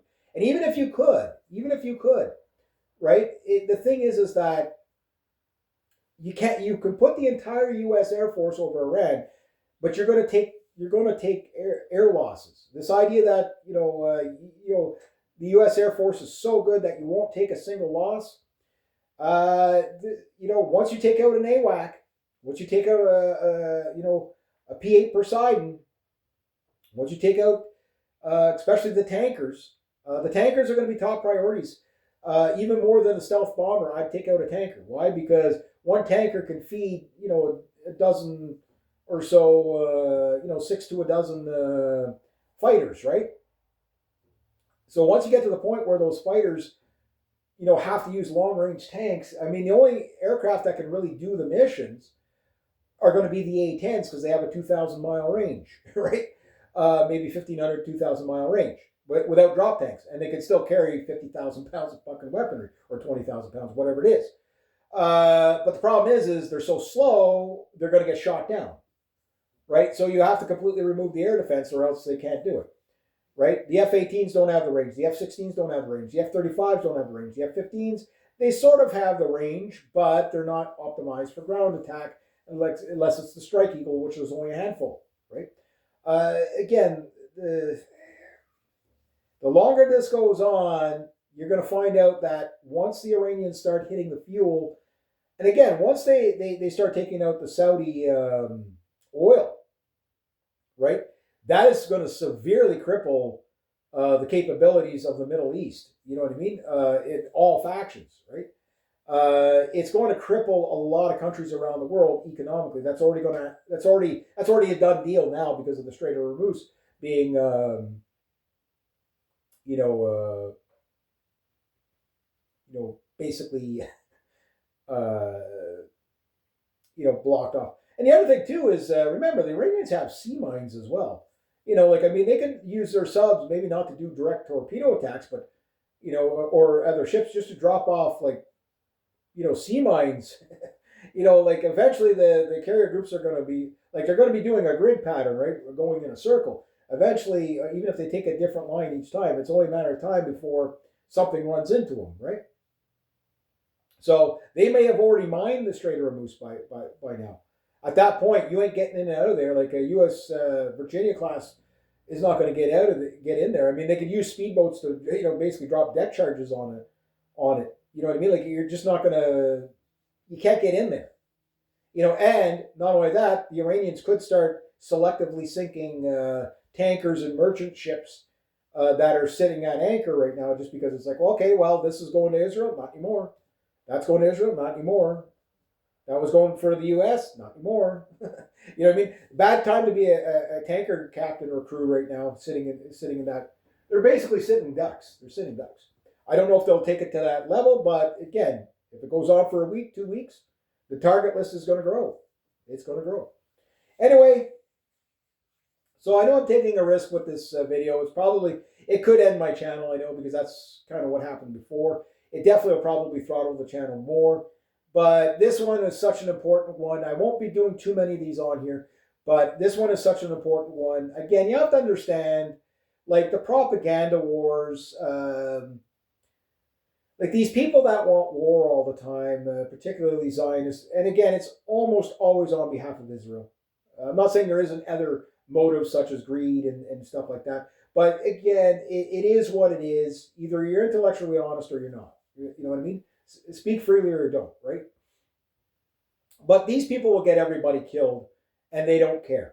They don't care at all. In fact, to them, it's a bloodletting sacrifice that's worth it for them. These people are insane.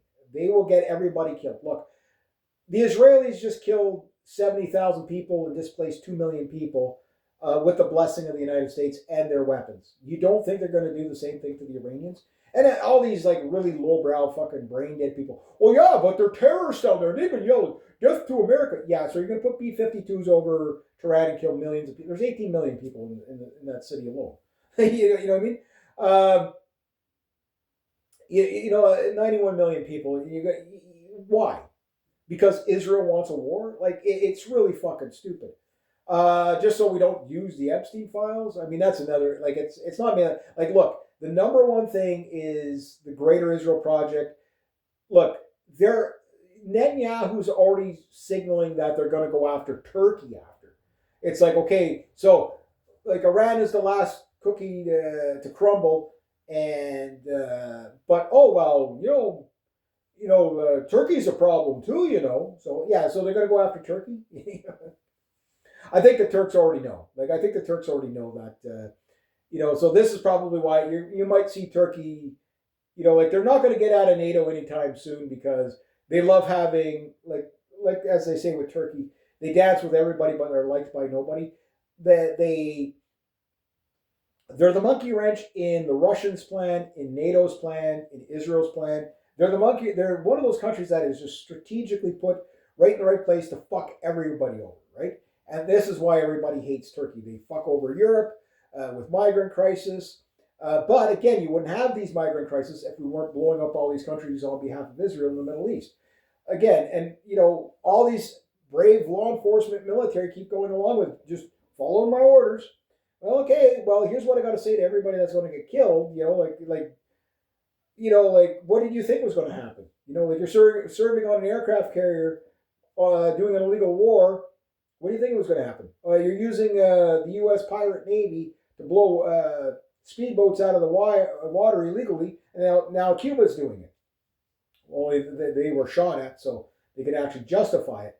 But now, you know what I mean? Like, set the precedence, right? You're using the U.S. Navy to blockade food and aid, medicine, and shit going into the Cubans, who have done nothing to the United States, you know, other than be a communist country. Which I'm no fan of communism. If you don't like them, don't do business with them, but you don't get the right to fucking destroy them. You know what I mean? And the same with the Iranians. You don't like the Islamic Republic? I don't like them, you know. But it doesn't mean you get the right to destroy them, you know. And not only that, don't be mad when they fight back. So when your loved one gets killed, don't blame the Iranians. Blame Trump and his administration and Israel for putting your loved one in harm's way. That's the thing.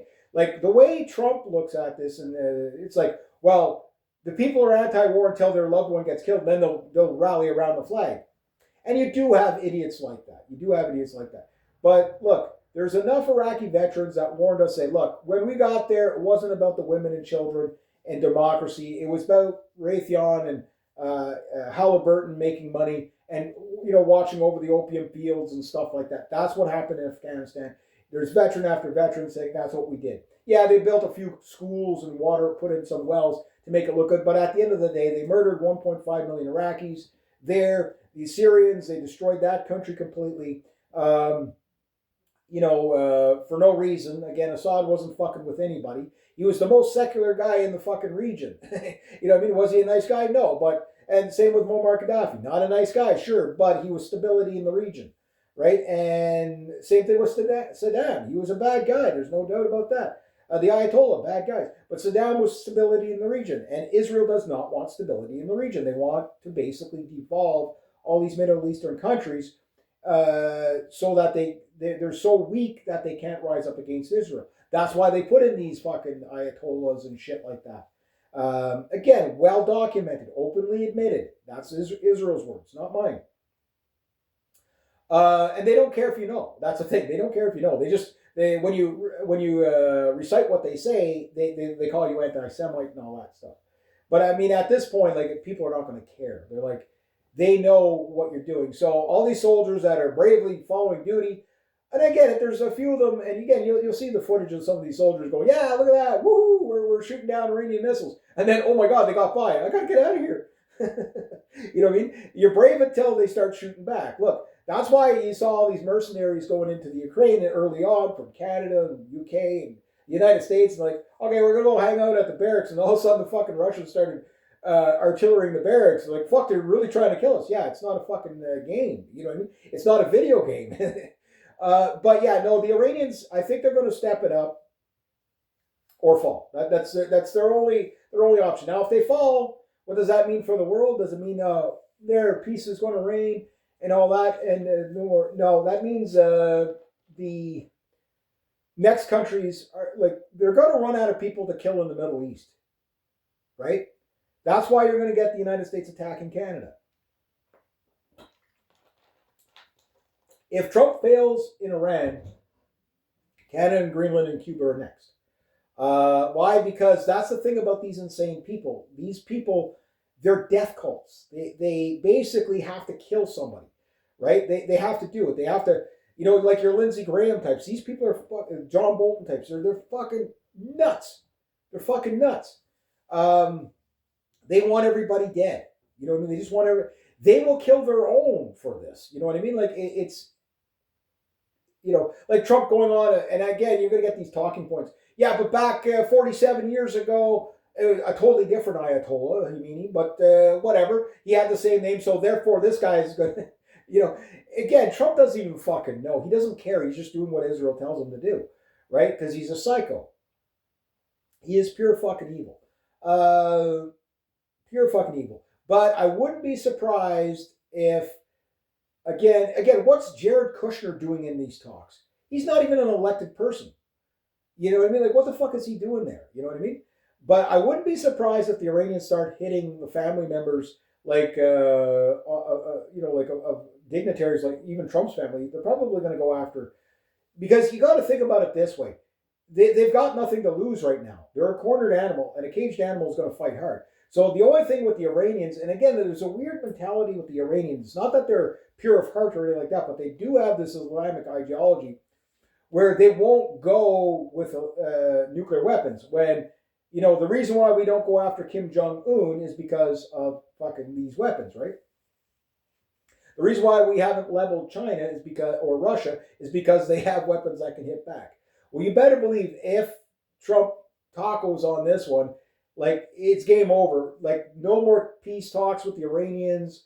It's just going to be okay. This is the deal. No more U.S. bases in anywhere within 1,000 miles of Iran. Period, or whatever it's going to be. Like you guys could stay in Europe, but that's it.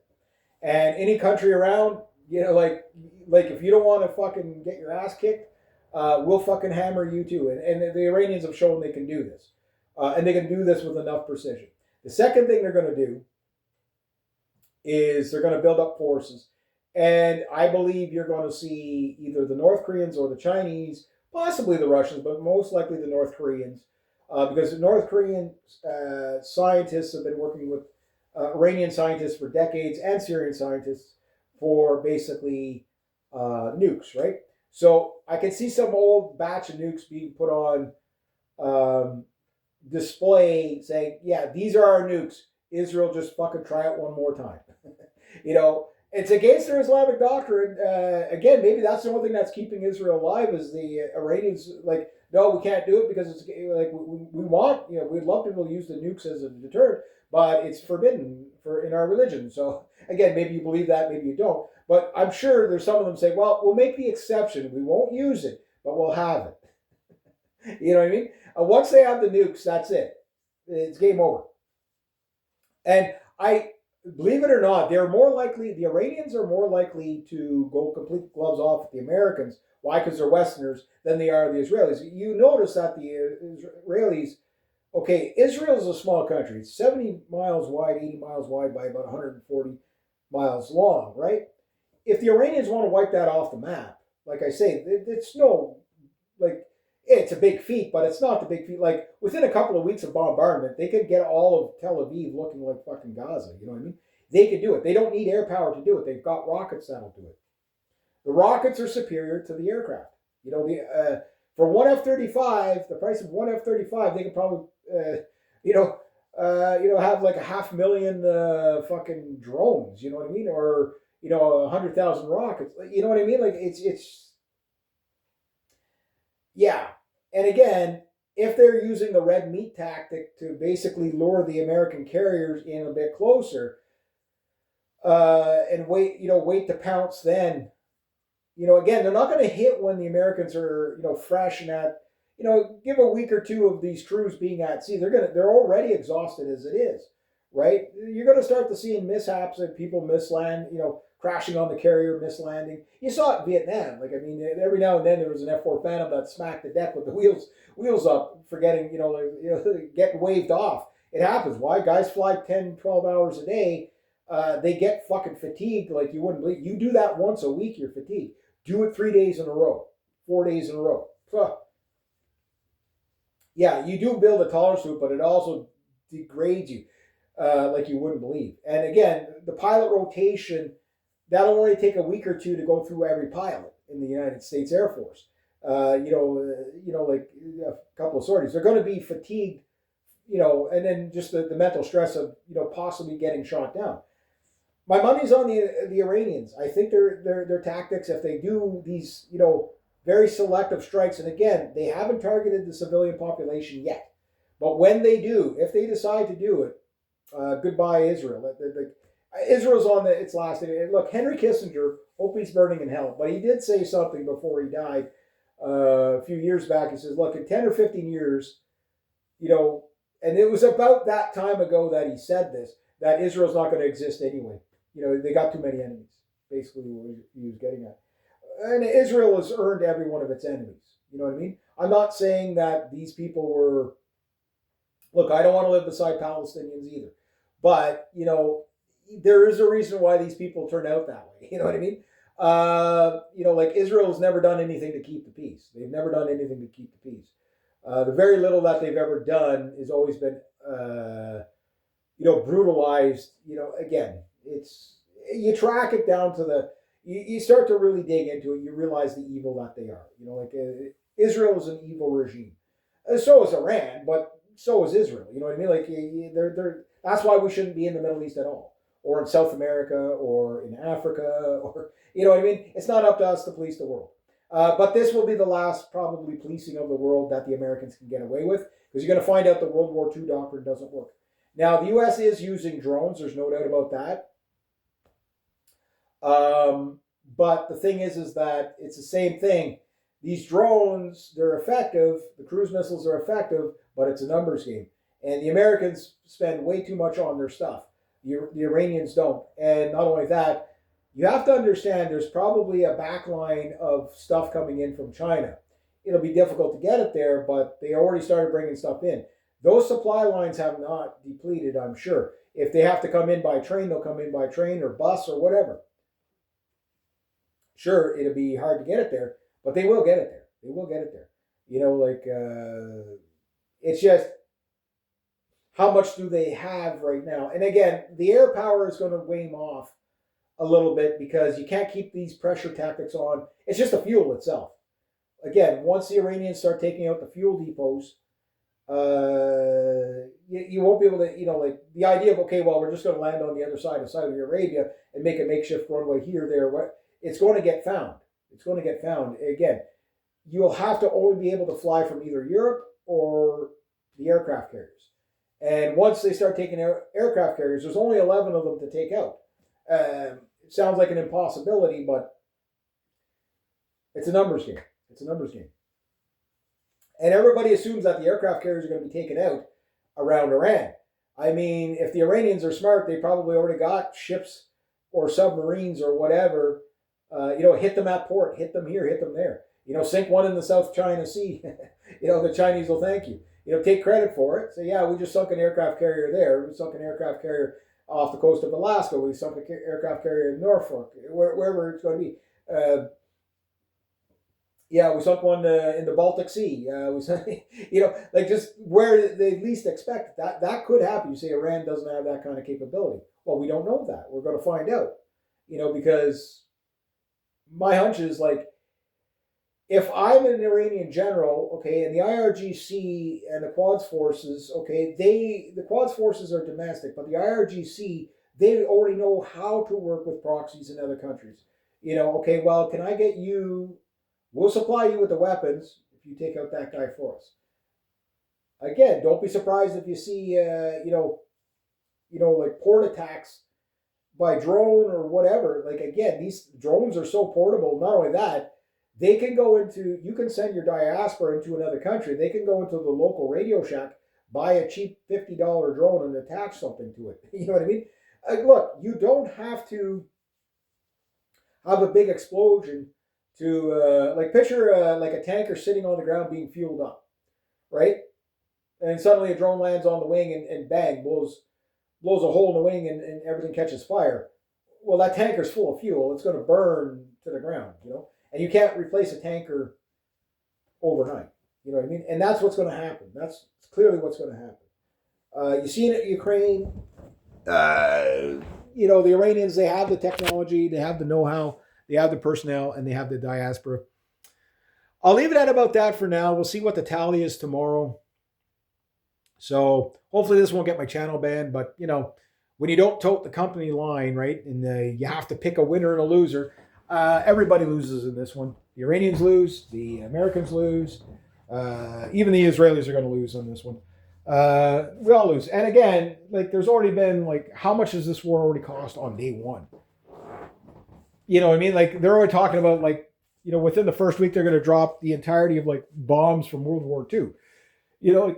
But you got to think about that kind of firepower. And it achieves so little. Yeah, but we took out the Ayatollah. That's not really, again, really nor here nor there, right? But anyway, I digress. So I guess I'll leave it at about that. I got other things I want to get done today too. So I know there's a long video, but so there won't be too many World War III updates on this channel. But given the circumstances, I'll risk it on this one. Hopefully it doesn't ban the channel, but you never know. You never know. But it is worth mentioning. So at least people, the only thing I say is no matter where you get your information, even including me, make sure you vet things. Don't listen to the people that are, I know it sounds a bit contradictory, but don't so much listen to the people that are covering it. Look at the sources. Listen to the politicians. Listen to this guy's side and that guy's side. The problem with the partisans is, like, for example, the pro-Trump people are only going to listen to Trump and Israel, right? They're not going to listen to the, they're not going to take the time to listen to the Iranians.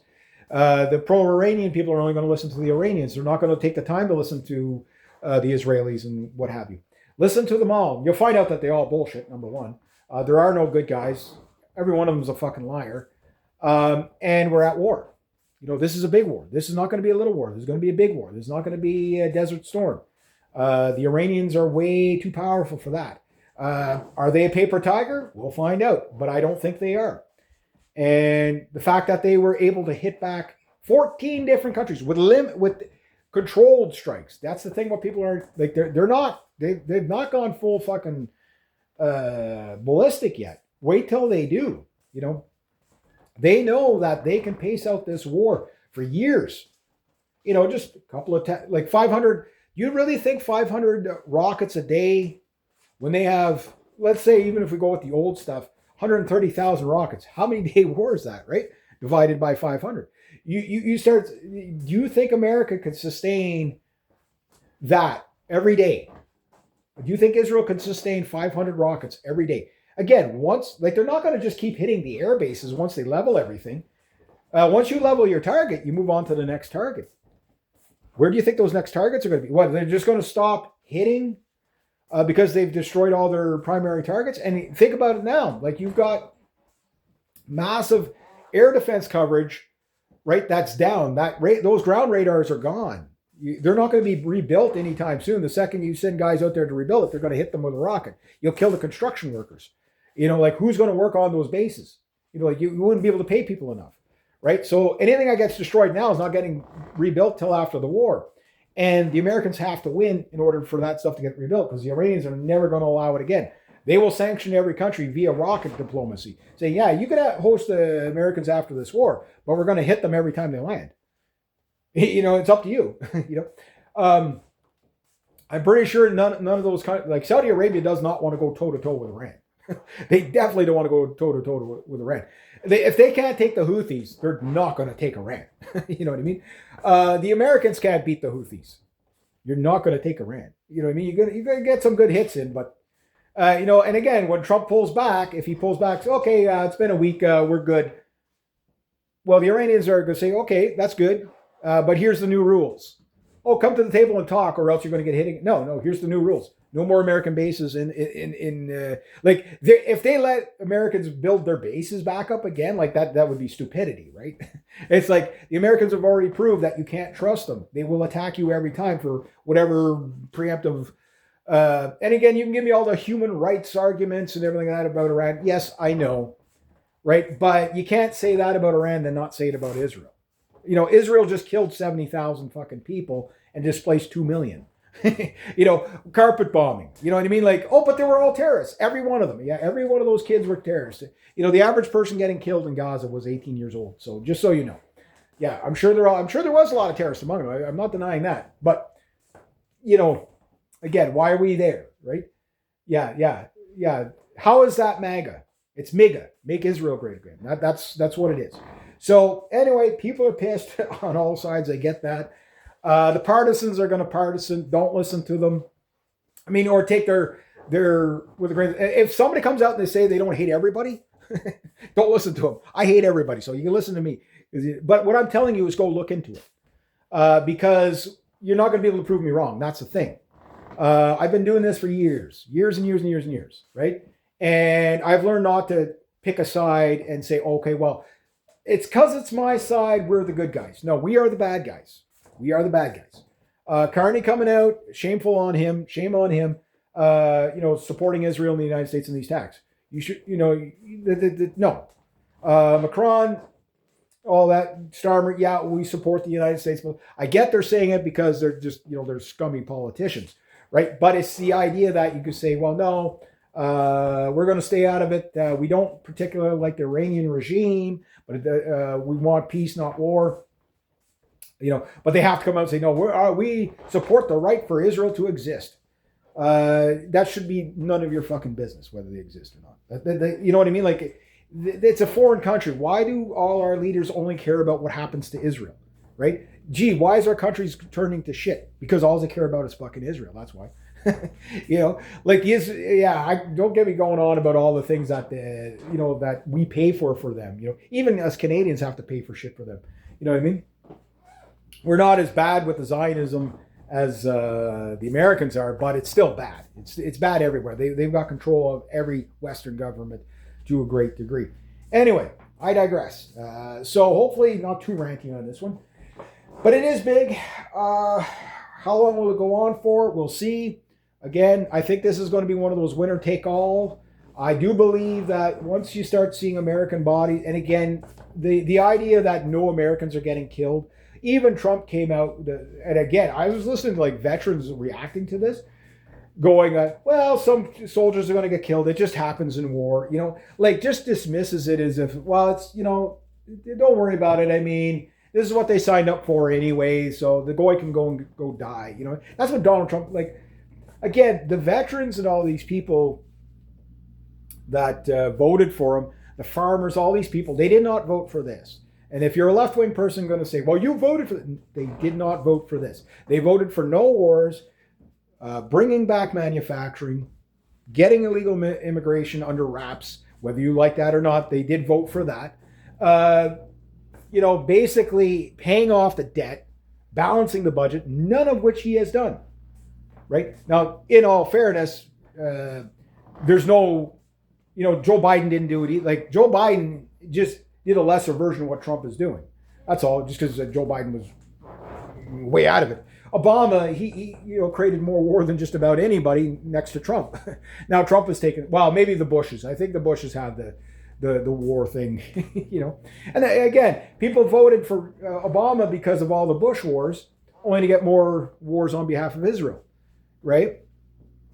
And the Bush wars were on behalf of Israel. Why? Because it's Greater Israel Project, right? And Biden, again, got voted on, the fuck Trump thing. Trump got voted in to end the wars. Now, in his first term, again, it still stands, again, this sounds crazy, but Trump was the best president the United States has ever had in his first term, overall, right? But somewhere halfway through his first term, right when they choked on the sequester, from that point on, he's just been a fucking disaster.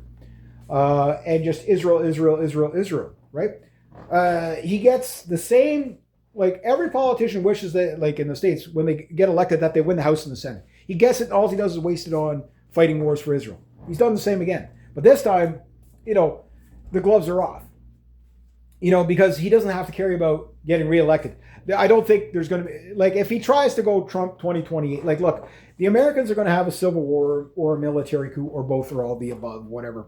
At this point, because it's so blatant in your face. There's no rule of law. There's no brave law enforcement or military uphold. They won't even go after the fucking pedophile rings when they got 3 million fucking pages of fucking data and eyewitnesses, and yet nobody gets arrested. Again, and now it's oh yeah, it's coming out now that Epstein met with Netanyahu. Well, you think he was a fucking Mossad asset? What do you think? Of course he's going to meet with the guy. That's just conspiracy. At what point do you not realize that they're all in on it? Again, mob bosses fighting. Anyway, I'm going to leave it at that. I can rant and rant and rant. I'm not mad. I'm disappointed. You know what I mean? It's one of those things. I understand a lot of people are stressed out right now. And, it's just fuck, here we go again, But this time it's going to be different because it was bad enough that you lost about 5,000 people in Iraq and Afghanistan, right, for the Americans. And, the Netherlands, for example, they lost the most out of the coalition force, or them or the British. 400 or 500 people. We lost 160, something like that. And just to have these people so disregardedly send all these people to their potential death. I know everybody thinks the aircraft carriers are completely invincible and there's no way to ever sink one of those. Guys, these weapons that the Iranians have, they only have to get lucky once. The destroyers have to shoot down everything 100%, or they get hit, or the aircraft carrier gets hit. They only have to get lucky once. They're not going to fire their best. I mean, if the Houthis can fire one of their older missiles, like the old shit, and sink an aircraft carrier, well, then they get to keep. They're ahead of the game. Look, a $30,000 drone, if it even costs that much, took out a $1.2 billion radar station, which blinds it, which allows the rockets to come in to completely pulverize $1.2 billion worth of radar station, and they took out another $500 million radar station. So that's two.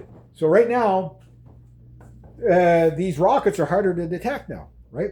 Every time you take out a radar station, if interception of the Iranian rockets comes down to solely the aircraft carriers and the carrier groups, they're going to have to move in closer to be able to get into the trajectory range, which if the Iranians, which I believe they'd be smart enough to do this, is fire the rockets on a certain trajectory to bring the aircraft carrier groups in closer, so they have to intercept, whatever, which would, the other one would be, okay, now we can hit them with the hypersonic anti-shipping missiles.